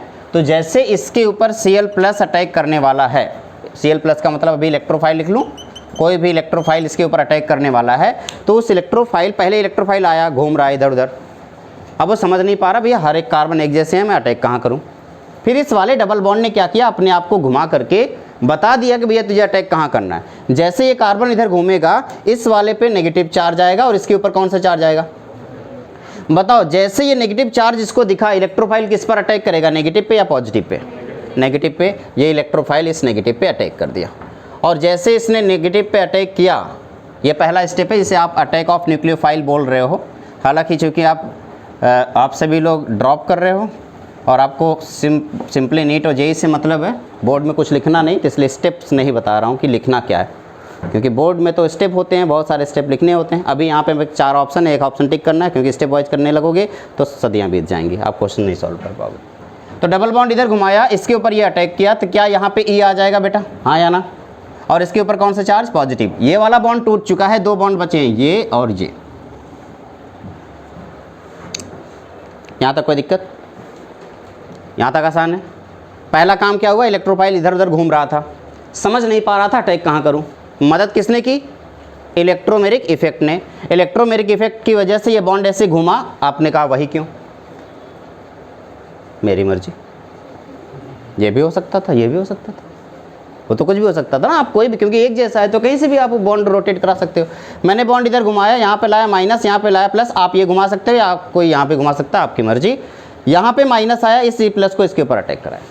जैसे E+ इसके ऊपर अटैक हुआ, इस तरीके से E इसके साथ जुड़ गया। अब यहाँ पे पॉजिटिव चार्ज है। दूसरा आया Cl-, जिसको छोड़ के सॉरी E+ किसी को छोड़ के गया होगा ना बेटा? किसको छोड़ के गया होगा? किसी न्यूक्लियोफाइल को, किसी न किसी न्यूक्लियोफाइल को छोड़ के गया होगा। जैसे Cl2 जो टूटा था वो किस में टूटा था? Cl+ और Cl- में। माइनस वाला किसके साथ चला गया? AlCl3। मैंने बताया AlCl3 उसे याद दिलाता भी है, तेरे अंदर पॉजिटिव माइनस नेगेटिव दोनों है। इसका ये बिल्कुल मतलब नहीं है कि AlCl3 उसको होल्ड करके अपने पास ही रखेगा, नहीं रख सकता। क्यों? क्योंकि वो कैटलिस्ट है। तो AlCl3 ने बस उसको तोड़ दिया, Cl+ और Cl- में। अब प्लस वाला अपना काम कर दिया, माइनस वाला तो बचा हुआ है ना भाई। तो जो माइनस वाला बचा है उसको भी तो प्लस चाहिए एक, उसका वाला किसी और के पास गया है तो उसे भी तो किसी का साथ चाहिए। अब 2 ऑप्शन है उसके पास। क्या 2 ऑप्शन? 2 ऑप्शन है कि ये न्यूक्लियोफाइल जाके यहाँ पे अटैक करे। पहला ऑप्शन ये हो सकता है कि ये H और यहाँ पे इलेक्ट्रोफाइल आया है, इसके पास एक H है और यहाँ पे न्यूक्लियोफाइल आ जाए। ये पहला ऑप्शन हो सकता है। दूसरा ऑप्शन क्या हो सकता है? दूसरा ऑप्शन हो सकता है कि भैया यहाँ पे ये इस वाले H के पास चला जाए और H+ लेके भाग जाए। दूसरा ऑप्शन हो सकता है।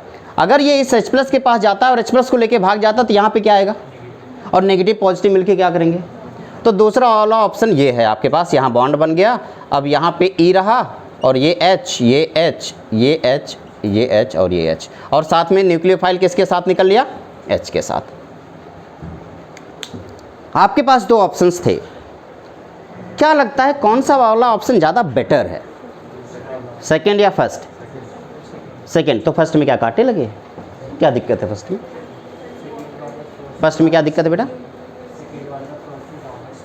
सेकंड वाला फर्स्ट से ज़्यादा स्टेबल है। फर्स्ट क्यों नहीं स्टेबल है? डबल बॉन्ड कम है। एक्चुअली फर्स्ट वाला इसलिए लेस स्टेबल है क्योंकि उसकी एरोमेटिसिटी ब्रेक हो चुकी है ना? तो बताओ दोनों में ज़्यादा स्टेबल कौन होगा?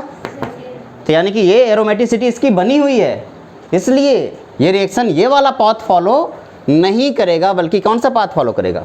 ये वाला पाथ फॉलो करेगा। इसलिए एडिशन रिएक्शन नहीं होगा, बल्कि क्या होगा? सब्स्टिट्यूशन रिएक्शन होगा। फिर से एक बार देखना, पहले स्टेप में इलेक्ट्रोफाइल अटैक करता है और इलेक्ट्रोफाइल अटैक करने के बाद एक कार्बोकेटायन बनता है। अगला स्टेप वो इलेक्ट्रोफाइल जिस न्यूक्लियोफाइल को जो बेस छोड़ के आया था वो बेस उसके ऊपर जाके अटैक करके H+ को लेके निकल लेता है और इसकी वजह से उसकी वापस से डबल बॉन्ड बन जाता है और डबल बॉन्ड बनने की वजह से इसकी एरोमेटिसिटी वापस से आ जाती है और ये स्टेबल हो जाता है। दो टाइप के रिएक्शन, दो स्टेप्स इसमें फॉलो हो रहे हैं। स्टेप नंबर 1 में attack of electrophile, step number 2 में डीप्रोटोनेशन। ये स्टेप क्या बोलते हैं बेटा? इसको डीप्रोटोनेशन। डीप्रोटोनेशन का मतलब H+ यानी कि प्रोटॉन, डी का मतलब गायब हो रहा है, तो डीप्रोटोनेशन का मतलब H+ का गायब होना। तो इसलिए ये वाला स्टेप नहीं हो सकता, ये वाला स्टेप होगा। ये आप लिखने की जरूरत नहीं है, आपको डायरेक्ट ये वाला लिखना है। मैंने आपको समझाया कि हो सकता है कि आपके दिमाग में सवाल आए कि ऐसा भी हो सकता है, और अगर ये सवाल आए ऐसा भी हो सकता है तो उसका जानना जरूरी है कि वो क्यों नहीं हो सकता। ठीक है, इसीलिए ज़्यादातर बच्चे मुझसे कंप्लेन करते हैं। बहुत सारे बच्चे आते हैं, सर आप केमिस्ट्री के टीचर हो? हाँ हूँ। एक बात बताओ, केमिस्ट्री में हमेशा पहले गलत चीज़ें क्यों पढ़ाई जाती हैं? भाई कुछ दिन पहले मैं बायोमोलिक्यूल पढ़ा रहा था, तो मैंने पहले ग्लूकोज के स्ट्रक्चर बनाए, ग्लूकोज के स्ट्रक्चर की सारी चीज़ें बनाई। पहले उसे ओपन स्ट्रक्चर बनाया, फिर बाद में मैंने बोला ये गलती है इसमें, फिर क्लोज बनाया, फिर बाद में बताया इसमें भी गलती है, फिर और स्ट्रक्चर बनाया, बाद में बोला इसमें भी गलती है। बच्चे फ्रस्ट्रेट। फिर सर एक बात बताओ, पहले बताओ सही कौन सा है? मैंने कहा या तो मुझे भी नहीं पता क्यों? क्योंकि जो आज सही है क्या पता वो कल गलत हो जाए। तो उन्होंने कहा कि भाई हमें गलत चीज़ें क्यों पढ़ाई जाती है? तो बेटा गलत चीज़ें इसलिए पढ़ाई जाती है ताकि आप सोच सके गलती क्यों हुई है, और आप अपने दिमाग से सोच सके कि ऐसा अगर होता तो क्या होता। यहाँ पे इसलिए मैंने बताया कि ये नहीं हो सकता। मैं चाहता डायरेक्ट रिएक्शन लिखा सकता था, लेकिन मैंने ये बताया ये नहीं हो सकता। क्यों नहीं हो सकता? आपको पता होना चाहिए, नहीं तो आप ये गलती करोगे, बार बार करोगे, आपके दिमाग में क्वेश्चन आएगा ऐसा हो जाए तो क्या होगा। तो उसको सॉल्व करना मेरा काम है, इसलिए मैंने अपनी जिम्मेदारी को निभाया है। आप अपनी जिम्मेदारी निभा रहे हो। बोल बेटा, कुछ पूछने वाली थी क्या बेटा? ये वाला पॉजिटिव चार्ज कार्बन पे है ना, ये डबल बॉन्ड ऐसे टूटा है। अब मैं कैसे लिखूं? अच्छा ऐसा हो जाता है।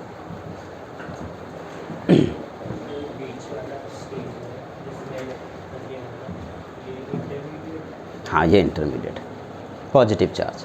अब ये घूम रहा है मस्त, लेकिन उतना घूम नहीं पा रहा क्योंकि ये कभी क्या हो गया, एरोमेटिसिटी खत्म हुई, नॉन एरोमेटिक हो गया। इसे एरोमेटिक बन जाता तो ज़्यादा स्टेबल था। इसलिए दो ऑप्शंस थे, एक में नॉन एरोमेटिक है, एक में एरोमेटिक है। तो एरोमेटिक में ज़्यादा स्टेबल फील कर रहा है, इसलिए वो H+ को यूज करना ज़्यादा आसान समझता है एज कम्पेयर टू न्यूक्लियोफाइल को वापस बुलाना।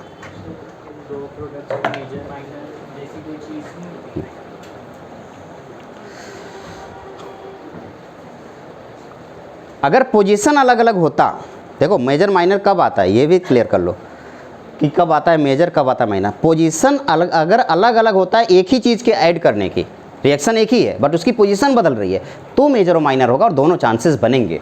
यहाँ पे पोजीशन नहीं बदल रहा बेटा, पूरा का पूरा प्रोडक्ट ही बदल जा रहा है। ये अलग प्रोडक्ट बन रहा है, ये अलग प्रोडक्ट, यहाँ पे किस बात का मेजर माइनर?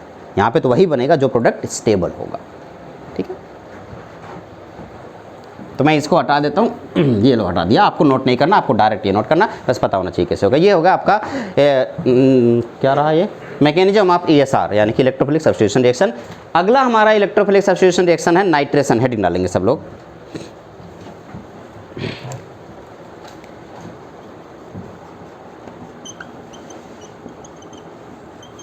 बताओ इसके लिए रिएजेंट मैंने क्या बताया था बेटा, इलेक्ट्रोफाइल मैंने आपको बताया था NO2+। तो क्या आप पूरा मैकेनिज्म कराने की जरूरत है या डायरेक्ट बताओ क्या बनने वाला है? डायरेक्ट बता दूं? ठीक है, इधर देखो, सबसे पहला सवाल।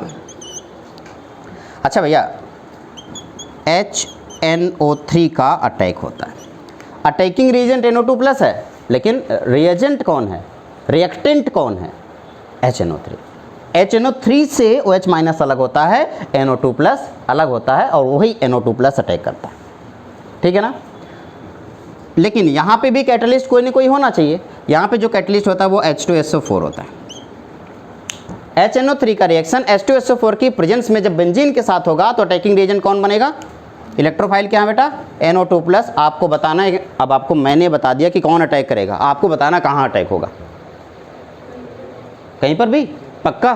सच्ची में? नीचे लगा दूँ, ऐसे लगा दूँ? यहाँ पे? यहाँ पे?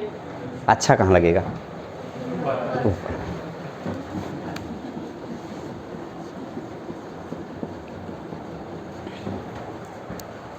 अगला सवाल,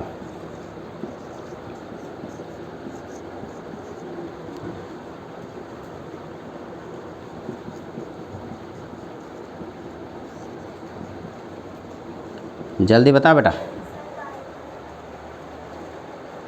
क्या बेटा? बाई प्रोडक्ट क्या बनेगा इसका? अब यहाँ से OH आया, निकला था, यहाँ से OH निकला था, एक H2O। एक बात और याद रखनी, ऑर्गेनिक केमिस्ट्री में बाई प्रोडक्ट का कोई कनेक्शन नहीं होता। ये इनऑर्गेनिक नहीं है कि आपको पूरा बैलेंस करना पड़ेगा, ऐसा नहीं, बैलेंसिंग की कोई ज़रूरत नहीं होती। बाई प्रोडक्ट नहीं, आपको मेन प्रोडक्ट से मतलब। यहाँ बताओ क्या बनेगा मेन प्रोडक्ट, आप बताओ बस। कहाँ जाएगा? मेटा पे, ऑर्थो एंड पैरा। क्यों? क्योंकि Cl क्या है? ऑर्थो पैरा एक्टिवेटिंग है। लोन पेयर दिखा, लोन पेयर दिखा, लोन पेयर दिखा, लोन पेयर दिखा, तो ऑर्थो पैरा पे एक Cl पहले पे था, यहाँ पे आया NO2,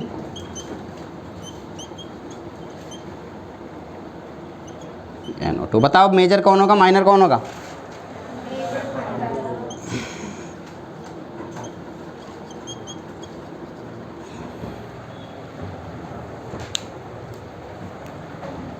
पूछ लो अगला सवाल। कोई नाराज तो नहीं है? कितने सवाल पूछे क्यों जा रहे हो भी जाओगे तो क्या ही करोगे, पढ़ना तो है ही। देखें तीसरा सवाल, OH + HNO3 in presence of H2SO4। Come on बेटा, कहाँ पे? बेटा पक्का? Ortho para. क्यों? क्योंकि आप मन की आंखों से देख नहीं पाए उसको, कुछ था जो छुपा हुआ था। क्या है वो? Lone pair. केमिस्ट्री में केमिस्ट्री बनाना सीखना पड़ता है, उसके लिए मन की आंखें होनी बहुत ज़्यादा जरूरी है। मन की बात आप समझ नहीं पाओगे तो केमिस्ट्री बनेगी नहीं। बताओ ऑर्थो पैरा ना, किसको भेजूं? किसको भेजूं? NO2 ऑर्थो पे भेज दिया और पैरा पे भेज दिया। आप मुझे बताएंगे इसका नाम क्या है? Ortho nitrophenol. इसका नाम क्या है? Para nitrophenol.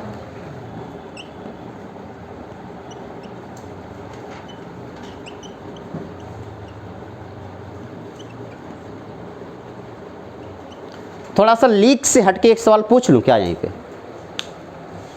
हो सकता है कि आपके दिमाग में सवाल आए कि सर जब आप अल्कोहल का या फिनॉल का नाइट्रेशन करा रहे हो तो आपके पास ऑर्थो नाइट्रोफिनॉल भी बन रहा है और पैरा नाइट्रोफिनॉल भी बन रहा है। हमें मान लो मुझे सिर्फ पैरा नाइट्रोफिनॉल चाहिए, ऑर्थो चाहिए ही नहीं, तो क्या इस प्रोसेस से मैं बना सकता हूँ, हाँ या ना? बोलो, क्या मैं इस प्रोसेस से बना सकता हूँ कि मुझे सिर्फ पैरा नाइट्रोफिनॉल चाहिए और तो चाहिए ही नहीं? तो क्या ये प्रोसेस सुटेबल प्रोसेस है? नहीं। फिर हम बनाएंगे कैसे, क्योंकि इसमें तो मिक्सचर बन रहा है। जो भी प्रोडक्ट बनेगा उसमें ऑर्थो भी होगा और पैरा भी होगा। तो मुझे एक ऐसा तरीका बता दो जिससे इस ऑर्थो पैरा को सेपरेट किया जा सके। क्या कोई तरीका आपके दिमाग में आ रहा है जिससे इसको सेपरेट कर सकते हैं? कोई तरीका नहीं है। अच्छा, अब दूध में पानी मिला दिया जाए तो क्या उसे सेपरेट किया जा सकता है? कैसे? इवेपोरेशन, गर्म करके। अल्कोहल में पानी मिला दूं, अब बताओ? फ्रैक्शनल डिस्टिलेशन किया जा सकता है ना? तो अगर हमारे पास दो चीज़ें हैं, एक ऑर्थो नाइट्रोफिनॉल है, एक पैरा नाइट्रोफिनॉल, मैं इन दोनों को अलग करना चाहता हूं, तो मेरे पास भी कोई ना कोई प्रोसेस तो होना चाहिए। स्टीम डिस्टिलेशन ये एक अच्छा प्रोसेस है जिससे आप इसको अलग कर सकते हैं। चाहे तो नोट करके यहाँ पे लिख सकते हैं। By steam distillation we can separate ortho and para nitrophenol. We can separate ortho and para nitrophenol.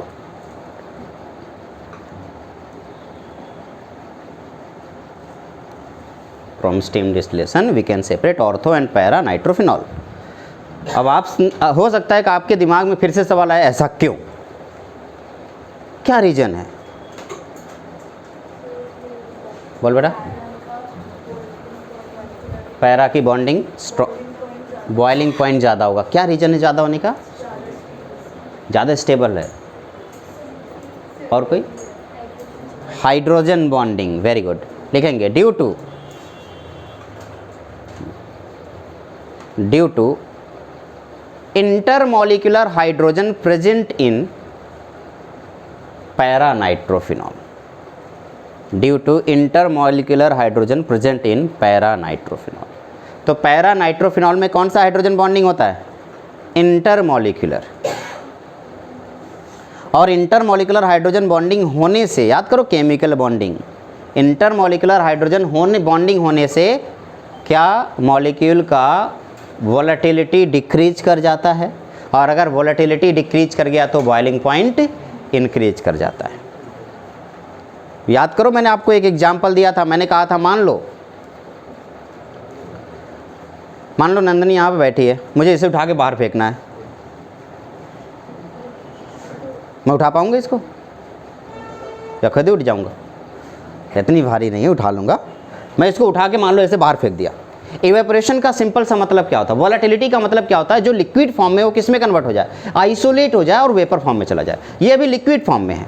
अगर मैं इसको उठाकर ऐसे फेंक दूँ बाहर तो ये आइसोलेट हो जाएगी, वेपर फॉर्म में चली जाएगी।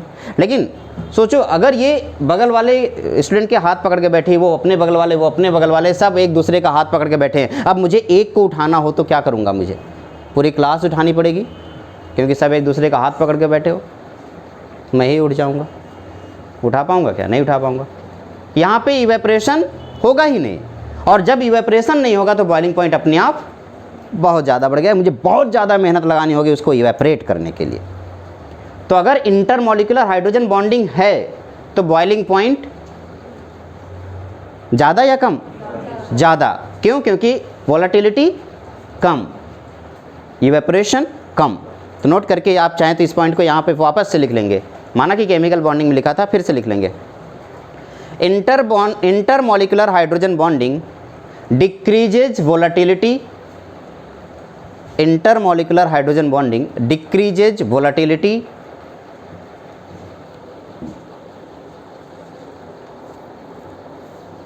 Intermolecular hydrogen bonding decreases volatility, bracket में लिख देना evaporation, and increases boiling point, तो बॉइलिंग पॉइंट इंक्रीज करेगा, वोलेटिलिटी क्या करेगा बेटा? डिक्रीज करेगा। क्या ये बात क्लियर हो गई? कोई दिक्कत तो नहीं ना किसी को? गुड। तो अगर मैं आपसे पूछूं कि ऑर्थो पैरा नाइट्रोफिनॉल में किसकी बॉइलिंग पॉइंट ज़्यादा है?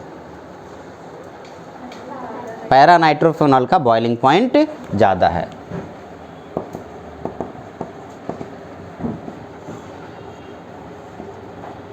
Is greater than orthonitrophenol.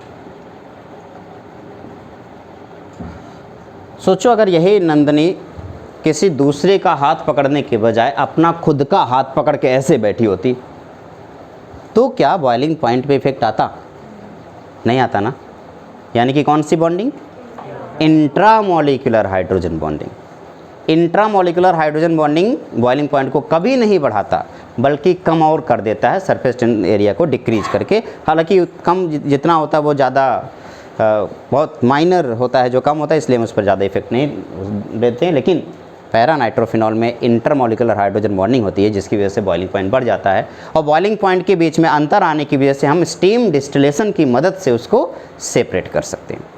Steam distillation की मदद से उसी चीज़ को सेपरेट कर सकते हो जिसके बॉइलिंग पॉइंट में अंतर हो। अगर बॉइलिंग पॉइंट में अंतर नहीं है तो आप स्टीम डिस्टिलेशन की मदद से उसे सेपरेट नहीं कर सकते। इसको और ज़्यादा डिटेल में पढ़ाया जाएगा। फिलहाल के लिए इस क्वेश्चन का आंसर आपको मिल गया है। अगला सवाल मैं फिर से लेके चलता हूँ। चौथा सवाल मैं यहाँ पे लिख रहा हूँ आपका NH2 और मैं चाहता हूँ कि अब आप मुझे इसका आंसर दें। फटाफट आप मुझे इसका आंसर दें। पांचवा सवाल फिर से लिखूँगा।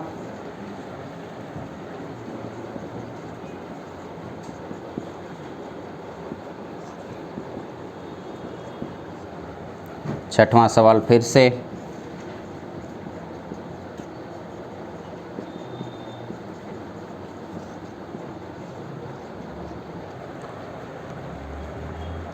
जल्दी से मुझे इन सारे सवालों का जवाब दे दीजिए।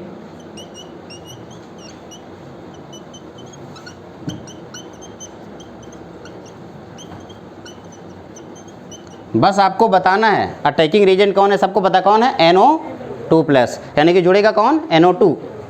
कहाँ पे जुड़ेगा बस ये आपको बताना। पहले वाले में बताओ कहाँ पे जुड़ेगा? Ortho para. Very good. क्यों? क्योंकि लोन पेयर है। दूसरा वाले में मेटा, तीसरे वाले में मेटा, चौथे वाले में मेटा। ये तीनों में मेटा और इसमें ऑर्थो पैरा। जोड़ दो।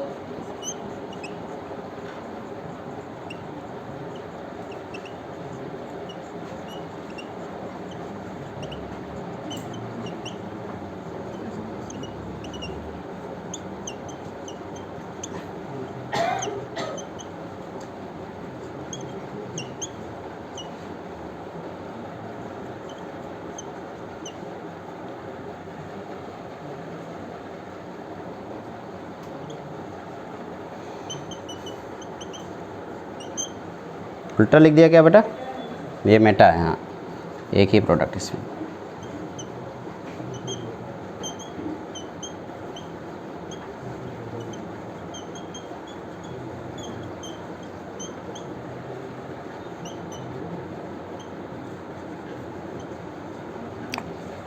नोट करें अपनी कॉपी में सब। तो ये रहा आपका नाइट्रेशन। हेलोजिनेशन हो गया, नाइट्रेशन हो गया। अगला क्या है बेटा? सल्फोनेशन।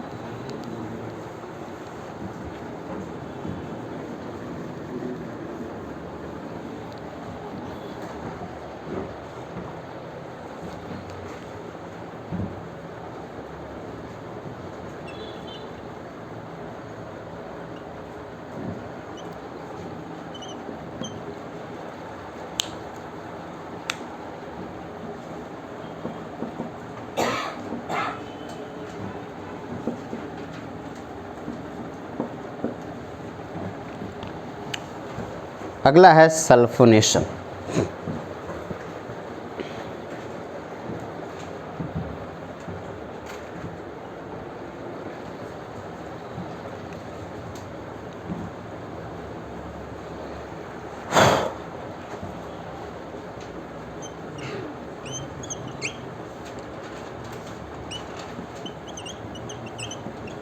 सल्फोनेशन में H2SO4 के ही प्रेजेंस में रिएक्शन करता है। और कौन जोड़ेगा? SO3। यहीं गलती हो गई, यहीं गलती हो गई। लेकिन जो प्रोडक्ट बनेगा उसमें HSO3 जुड़ता है। अब आप सोचे ऐसा क्यों हुआ? बताऊंगा, सब्र रखो। पेशेंस बहुत ज़्यादा ज़रूरी है। श्रद्धा एंड सबरी साईं बाबा का 2 मूल मंत्र है। और इसको समझना अपने आप में बहुत ज़्यादा ज़रूरी होता है। साईं बाबा हमेशा ये बोलते रहते थे ना, जिनके पास ये दो चीज़ें हैं, shraddha and saburi, patience and believe. तुम लोग तो साईं किसी को मानते ही नहीं, तुम लोग नास्तिक आदमी। हाँ, मानते हो? नहीं मानते हो? इधर बताओ, सेम वही प्रोसेस, वापस से डबल बॉन्ड को मैंने घुमाया, यहाँ माइनस यहाँ पे प्लस। इस डबल बॉन्ड को मैंने, बताओ किस वाले को घुमाऊँ? नहीं, एक तो मैंने अपने मन से घुमाया, एक आपके मन से घुमा देता हूँ, बताओ इनमें से कौन सा? ऊपर वाला? ठीक है, अब इतने प्यार से बोल रहे हो तो मैं काम ना करूँ। यहाँ पे आया माइनस, यहाँ पे आया प्लस, वाला कहाँ अटैक करेगा? माइनस पे। ये पॉजिटिव पोर्शन आया, माइनस के ऊपर अटैक किया। मैकेनिज्म ध्यान से समझना, समझ में आ जाए तो बहुत अच्छी बात है, और नहीं आए तो और अच्छी बात है।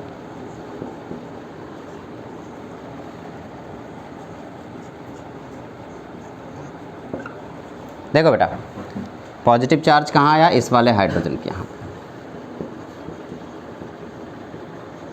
क्या ये क्लियर हुआ? यहाँ तक कोई दिक्कत नहीं है? अब बताओ, बाद में मैंने आपको बताया था अगला स्टेप क्या होता है। जिसको ये छोड़ के आया है वो अटैक करने जाता है। यहाँ पे छोड़ के नहीं, तोड़ के आया है। क्या तोड़ा है? डबल बॉन्ड, है ना? तो लेने कौन आएगा? वही ऑक्सीजन। तो H प्लस इसके ऊपर शिफ्ट हुआ और ये डबल बॉन्ड यहाँ बन गया। और जैसे ये डबल बॉन्ड यहाँ बना, आपने कहा इस वाले कार्बन पे S के साथ क्या आया ये बेटा? OH। डबल बॉन्ड के साथ हो, डबल बॉन्ड के साथ क्या? HSO3 आया। कोई दिक्कत है किसी को? सिर्फ यही एक ऐसा रिएक्शन है सल्फोनेशन, जिसमें H कहीं किसी और के पास नहीं जाता। क्यों? क्योंकि आने वाला ही कोई और नहीं है। किसी को छोड़ के ही नहीं आया तो किसी और को के पास कैसे जाएगा? तोड़ के आया है, वो उसको जोड़ेगा। नोट करें इसको, ये है सल्फोनेशन। इसका मैकेनिज्म भी मैंने आपको बताया। हाँ बोल बेटा। हाँ, तो H2SO4 टूटेगा। जब ये टूटेगा तो यहाँ से H2O अलग होगा, SO3 अलग होगा। ठीक है, SO3 अलग हुआ, H2 अलग, तो वह SO3 अपना काम करेगा। H2SO4 ही है जो इसको तोड़ेगा। ठीक है, तोड़ेगा। हाँ हाँ, बहुत सारी बुक में इसे ओलियम लिखा गया है, याद रखना बेटा। हो सकता है किसी बुक में यहाँ पे ओलियम नज़र आए। ओलियम जो होता है वो H2SO4 का डायमर होता है। ठीक है, तो डायमर का मतलब दो मॉलिक्यूल आपस में जुड़ेंगे तो ओलियम बनेगा। तो मैंने दो अलग अलग मॉलिक्यूल लिख दिया, आप चाहें तो ओलियम लिख सकते हो। आगे सल्फोनेशन का दूसरा एग्जाम्पल मैं आपके सामने रख रहा हूँ, और मैं उम्मीद करूँगा कि आप ये रिएक्शन करके बताएंगे। वो है यहाँ पे Cl।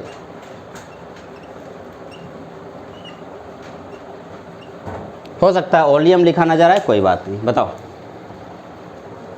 ऑर्थो पैरा या Meta? Ortho para, very good. कौन? ऑर्थो पे क्या लगाऊं, पैरा पे क्या लगाऊं? HSO3।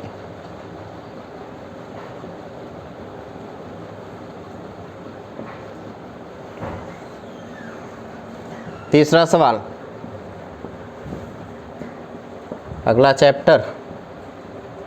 हर एक चैप्टर का एक एक सवाल आपके सामने है।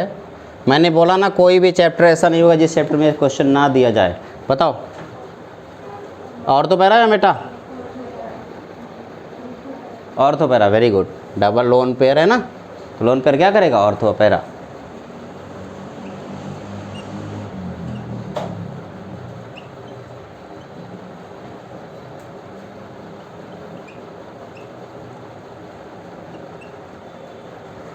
चौथा सवाल आप लोगों की स्क्रीन पर। बताओ बेटा, H2SO4 मेटा या ऑर्थो पैरा?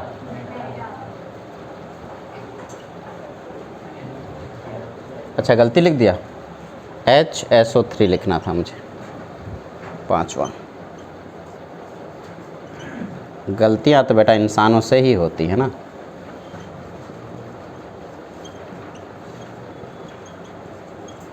बोल बेटा कहाँ लिखूँ? ऑर्थो पैरा है बेटा?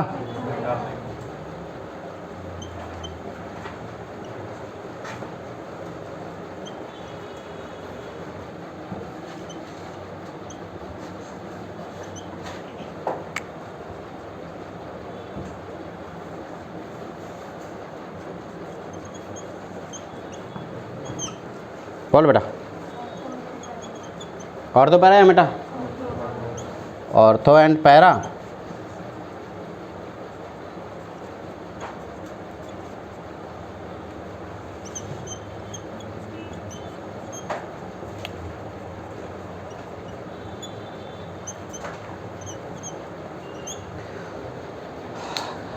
बायो वाले कितने हैं इसमें?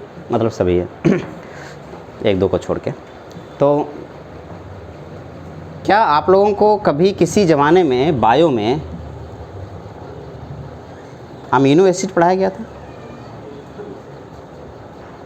क्या होता है अमीनो एसिड? क्या होता है? एक कार्बोक्सिलिक ग्रुप होता है और एक, क्या कुछ ऐसा दिख रहा है क्या? नहीं, सल्फेट दिख रहा है और NH2 दिख रहा है, बट क्या वो कार्बोक्सिलिक एसिड की तरह बिहेव नहीं कर रहा? क्या अगर आपने सच में अमीनो एसिड के बारे में जानते हो, बायो में आपने पढ़ा है, तो आपको ये भी बताया गया होगा कि अमीनो एसिड की वजह से उसमें एक ज्वेटर आयन फॉर्मेशन होता है। तो सेम वही चीज़ यहाँ पे फॉर्म होता है, एक ज्वेटर आयन बनता है। मैं इसको अलग से भी एक्सप्लेन करूँगा, पहले आप इसको नोट करेंगे, फिर इसके ज्वेटर आयन का एक्सप्लेनेशन फिर अलग से देता हूँ। ये जो पोर्शन है ना, यहाँ पे है NH2, और जब आप रिएक्शन कराते हो इसका H2SO4 के साथ, तो मान लो अगर आपने H2SO4 के साथ इसका रिएक्शन कराया है, सबसे पहले पता है क्या होगा? इसका H+ एसिड है ना, तो इसका H+ इसके पास चला जाएगा यहाँ पे, और जब यहाँ पे ये गया तो ये क्या बन गया? NH3+।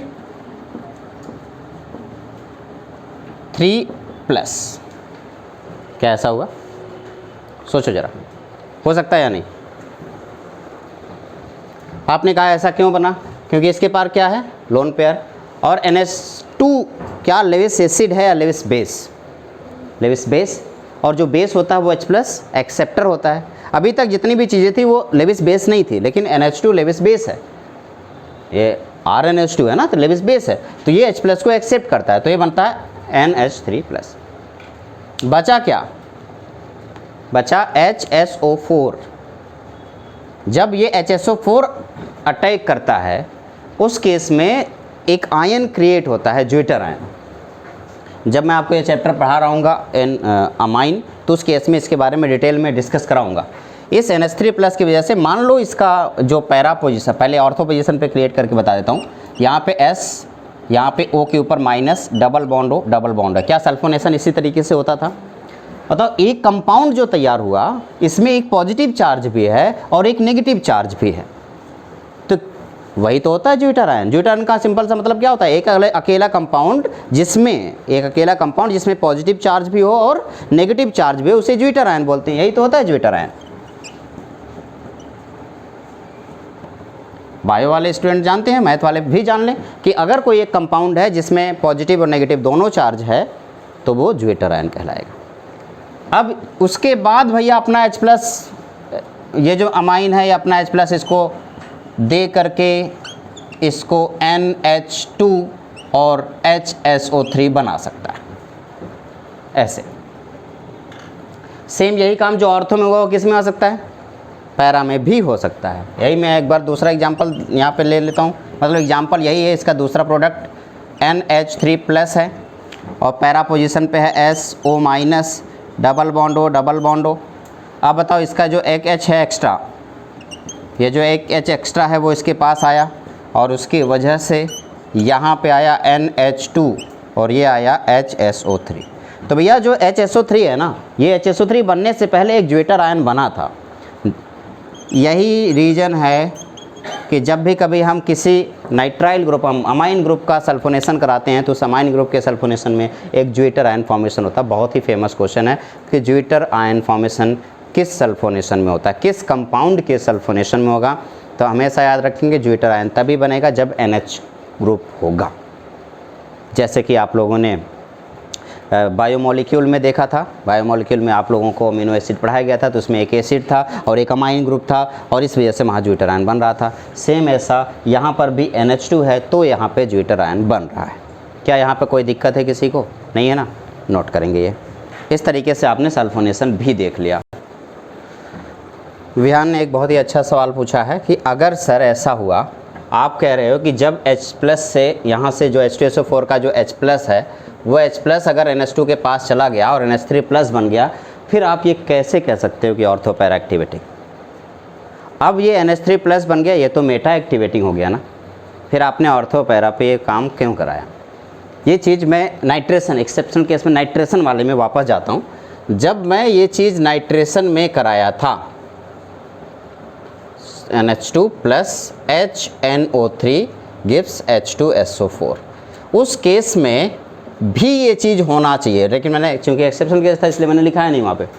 तो ये NH2 के साथ बेटा NO2 जो लगता है वो ऑर्थो पे लगता है, साथ ही साथ NH2 मेटा पर भी लगता है NO2, और एक और प्रोडक्ट साथ ही साथ यहाँ बनता है और वो है para. Ortho, Meta and para, ये 3 प्रोडक्ट फॉर्म करता है। क्यों ऐसा हुआ? उसका रीज़न है कि जब तक ये NH2 है, जब तक ये NH2 है, तब तक ये ऑर्थो पैरा डायरेक्टिंग है। अब प्रोडक्ट ऑर्थो पे और पैरा पे बनाएगा। लेकिन जैसे आपने इसको कहा कि भैया आपने एसिड के प्रेजेंस में ये रिएक्शन कराया, वो लेविस बेस है, तो जैसे आप उसमें H+ उसके पास भेज रहे हो, इसमें भी तो हो सकता है, चांसेस बने कि कुछ H+ उसके पास जाएं। और अगर ऐसा हुआ तो ये क्या बनेगा? NH3+ बनेगा, और जब ये NH3+ बनेगा तो ये क्या हो जाएगा? मेटा डायरेक्टिंग ग्रुप हो जाएगा। और इस वजह से H2SO4 में ये इफेक्ट इतना ज़्यादा नहीं आ पाता। क्यों?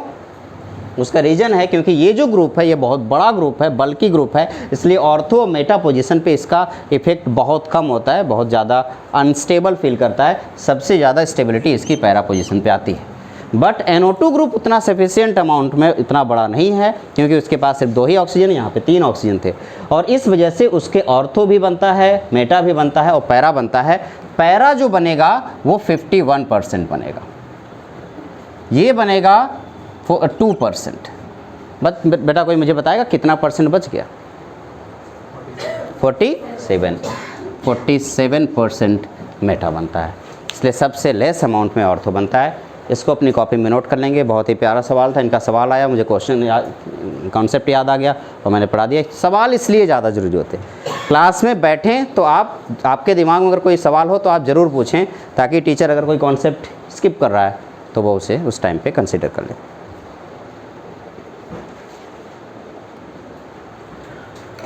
फ्रीडल-क्राफ्ट एल्काइलेशन,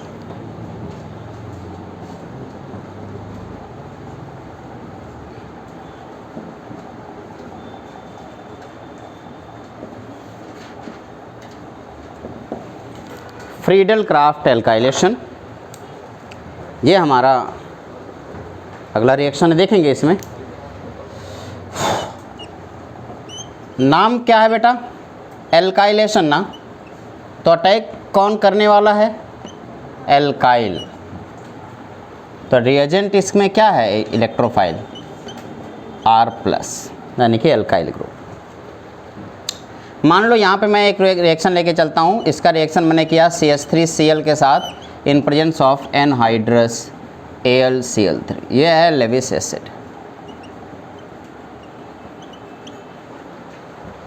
लेविस एसिड क्या करेगा? Cl को अपनी तरफ खींच लेगा और क्या बनाएगा?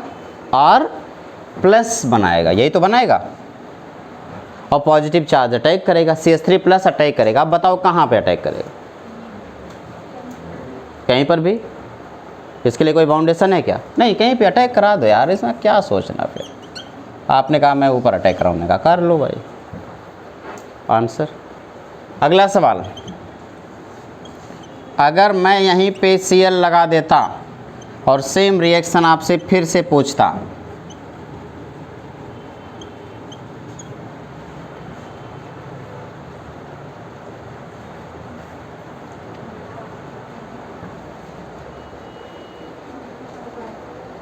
क्या होगा? ऑर्थो पैरा होगा।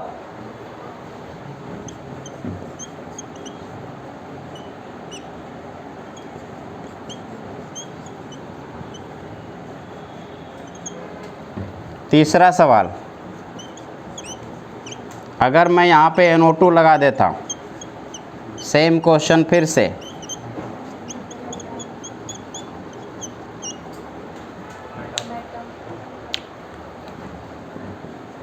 बस यार अब तुम लोग अब जान गए, अब मन नहीं कर रहा है अब इससे ज़्यादा सवाल कर रहा है, अब सीख गए हो ना। जब क्वेश्चन पूछा जाए और आप बता ना पाए तब मज़ा आता है, इच्छा होती है बताने की। अभी मैं क्वेश्चन पूछ रहा हूँ, फटाफट बता दे रहे हो, तो मतलब अब तो आप सीख गए हो। चलो अगला सवाल,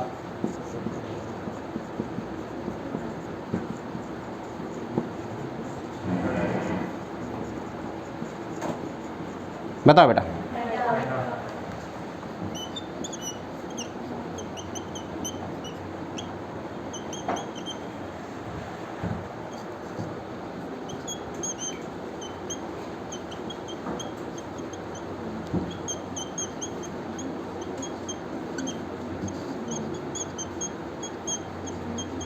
बता बेटा, फिर से बेटा।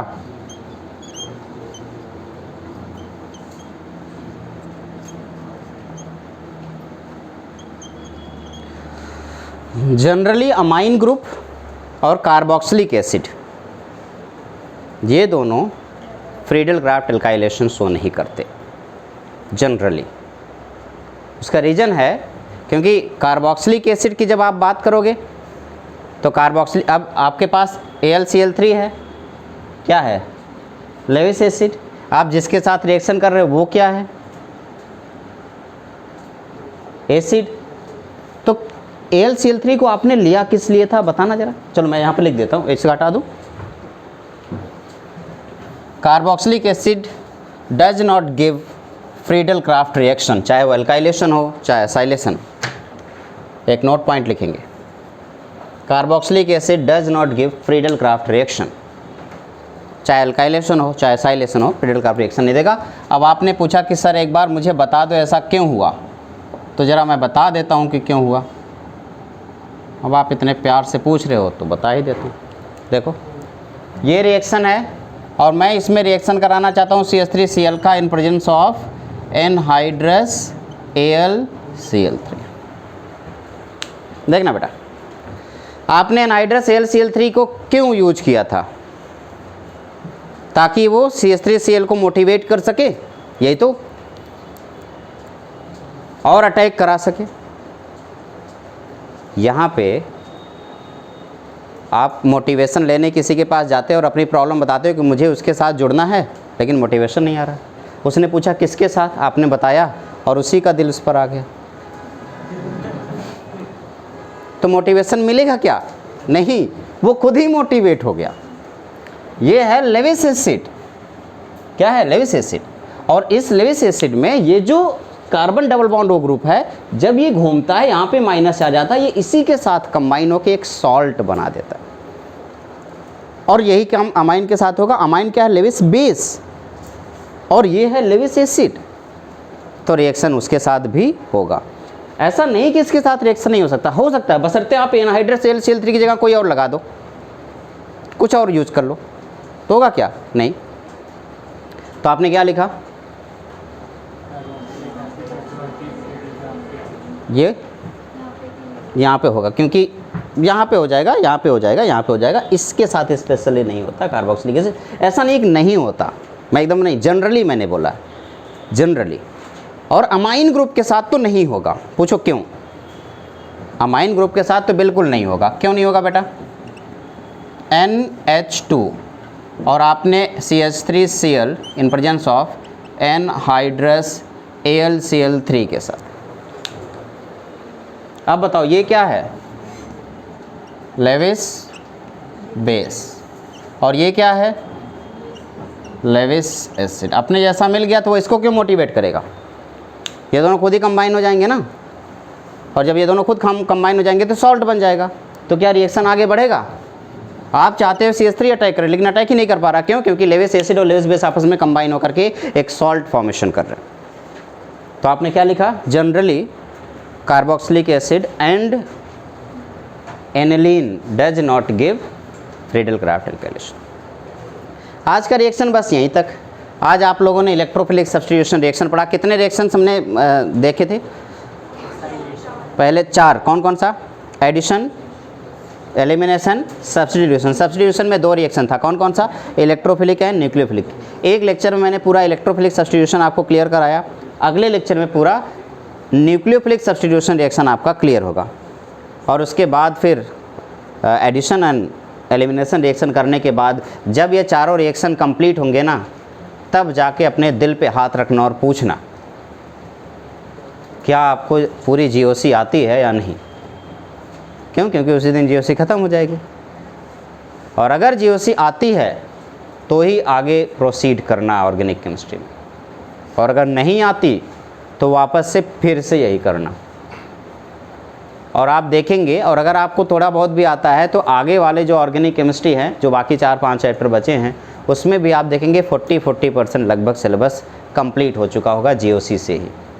सिर्फ GOC पढ़ डाला तो लाइफ जिंगल वाला। तो इसलिए इसको बहुत ज़्यादा ज़रूरी है।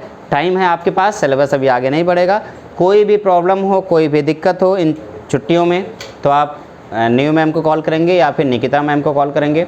मुझे उन 3 दिन तक डिस्टर्ब नहीं करेंगे, 26, 27, 28, और उसके पहले और उसके बाद आप मुझे कॉल कर सकते हैं किसी भी टाइम पर। नहीं, मतलब रात के 10 बजे के बाद नहीं करना, क्यों, क्योंकि गांव है तो गांव में 10 बजे लोग 8-9 बजे तक सो जाते हैं, तो मैं भी ज़्यादातर चांसेस है कि मैं भी सो चुका हूँगा। ठीक है, मैं आऊँगा 10th को, 10 दिसंबर। नेक्स्ट है एसाइलेशन।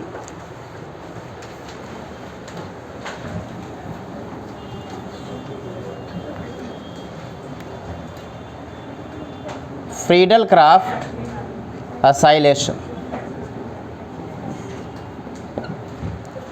बेटा फ्रीडल क्राफ्ट एसाइलेशन जो है वो कुछ ऐसा है कि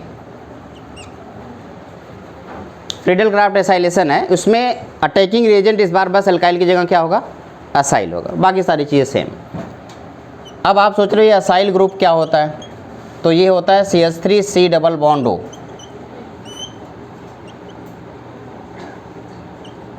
बताओ, ये बॉन्ड यहाँ से टूटा, यहाँ पे आया माइनस, यहाँ पे आया प्लस, ये प्लस आके किसी भी एक हाइड्रोजन पे अटैक करेगा और बेंजीन के साथ जुड़ गया असाइल ग्रुप।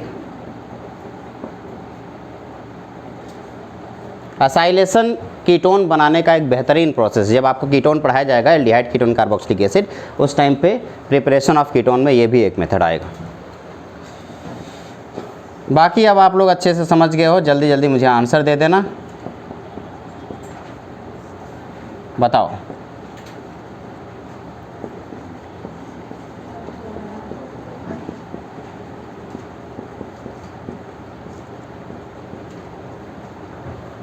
फटाफट बता दो बेटा।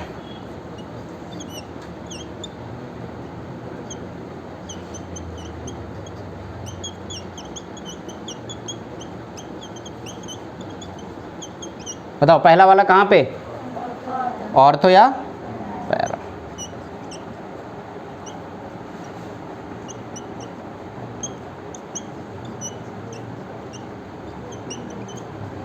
दूसरा वाला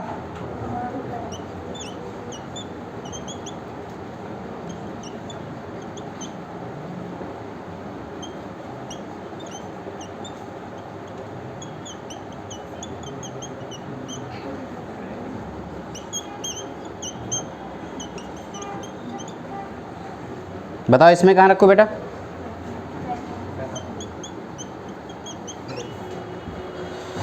ओके, तो आज का लेक्चर यहीं ख़त्म होता है। बहुत बहुत धन्यवाद आप लोगों का, इतनी देर तक लगातार पढ़ना बहुत बड़ी बात होती है। वही same attacking reagent CH3CO plus,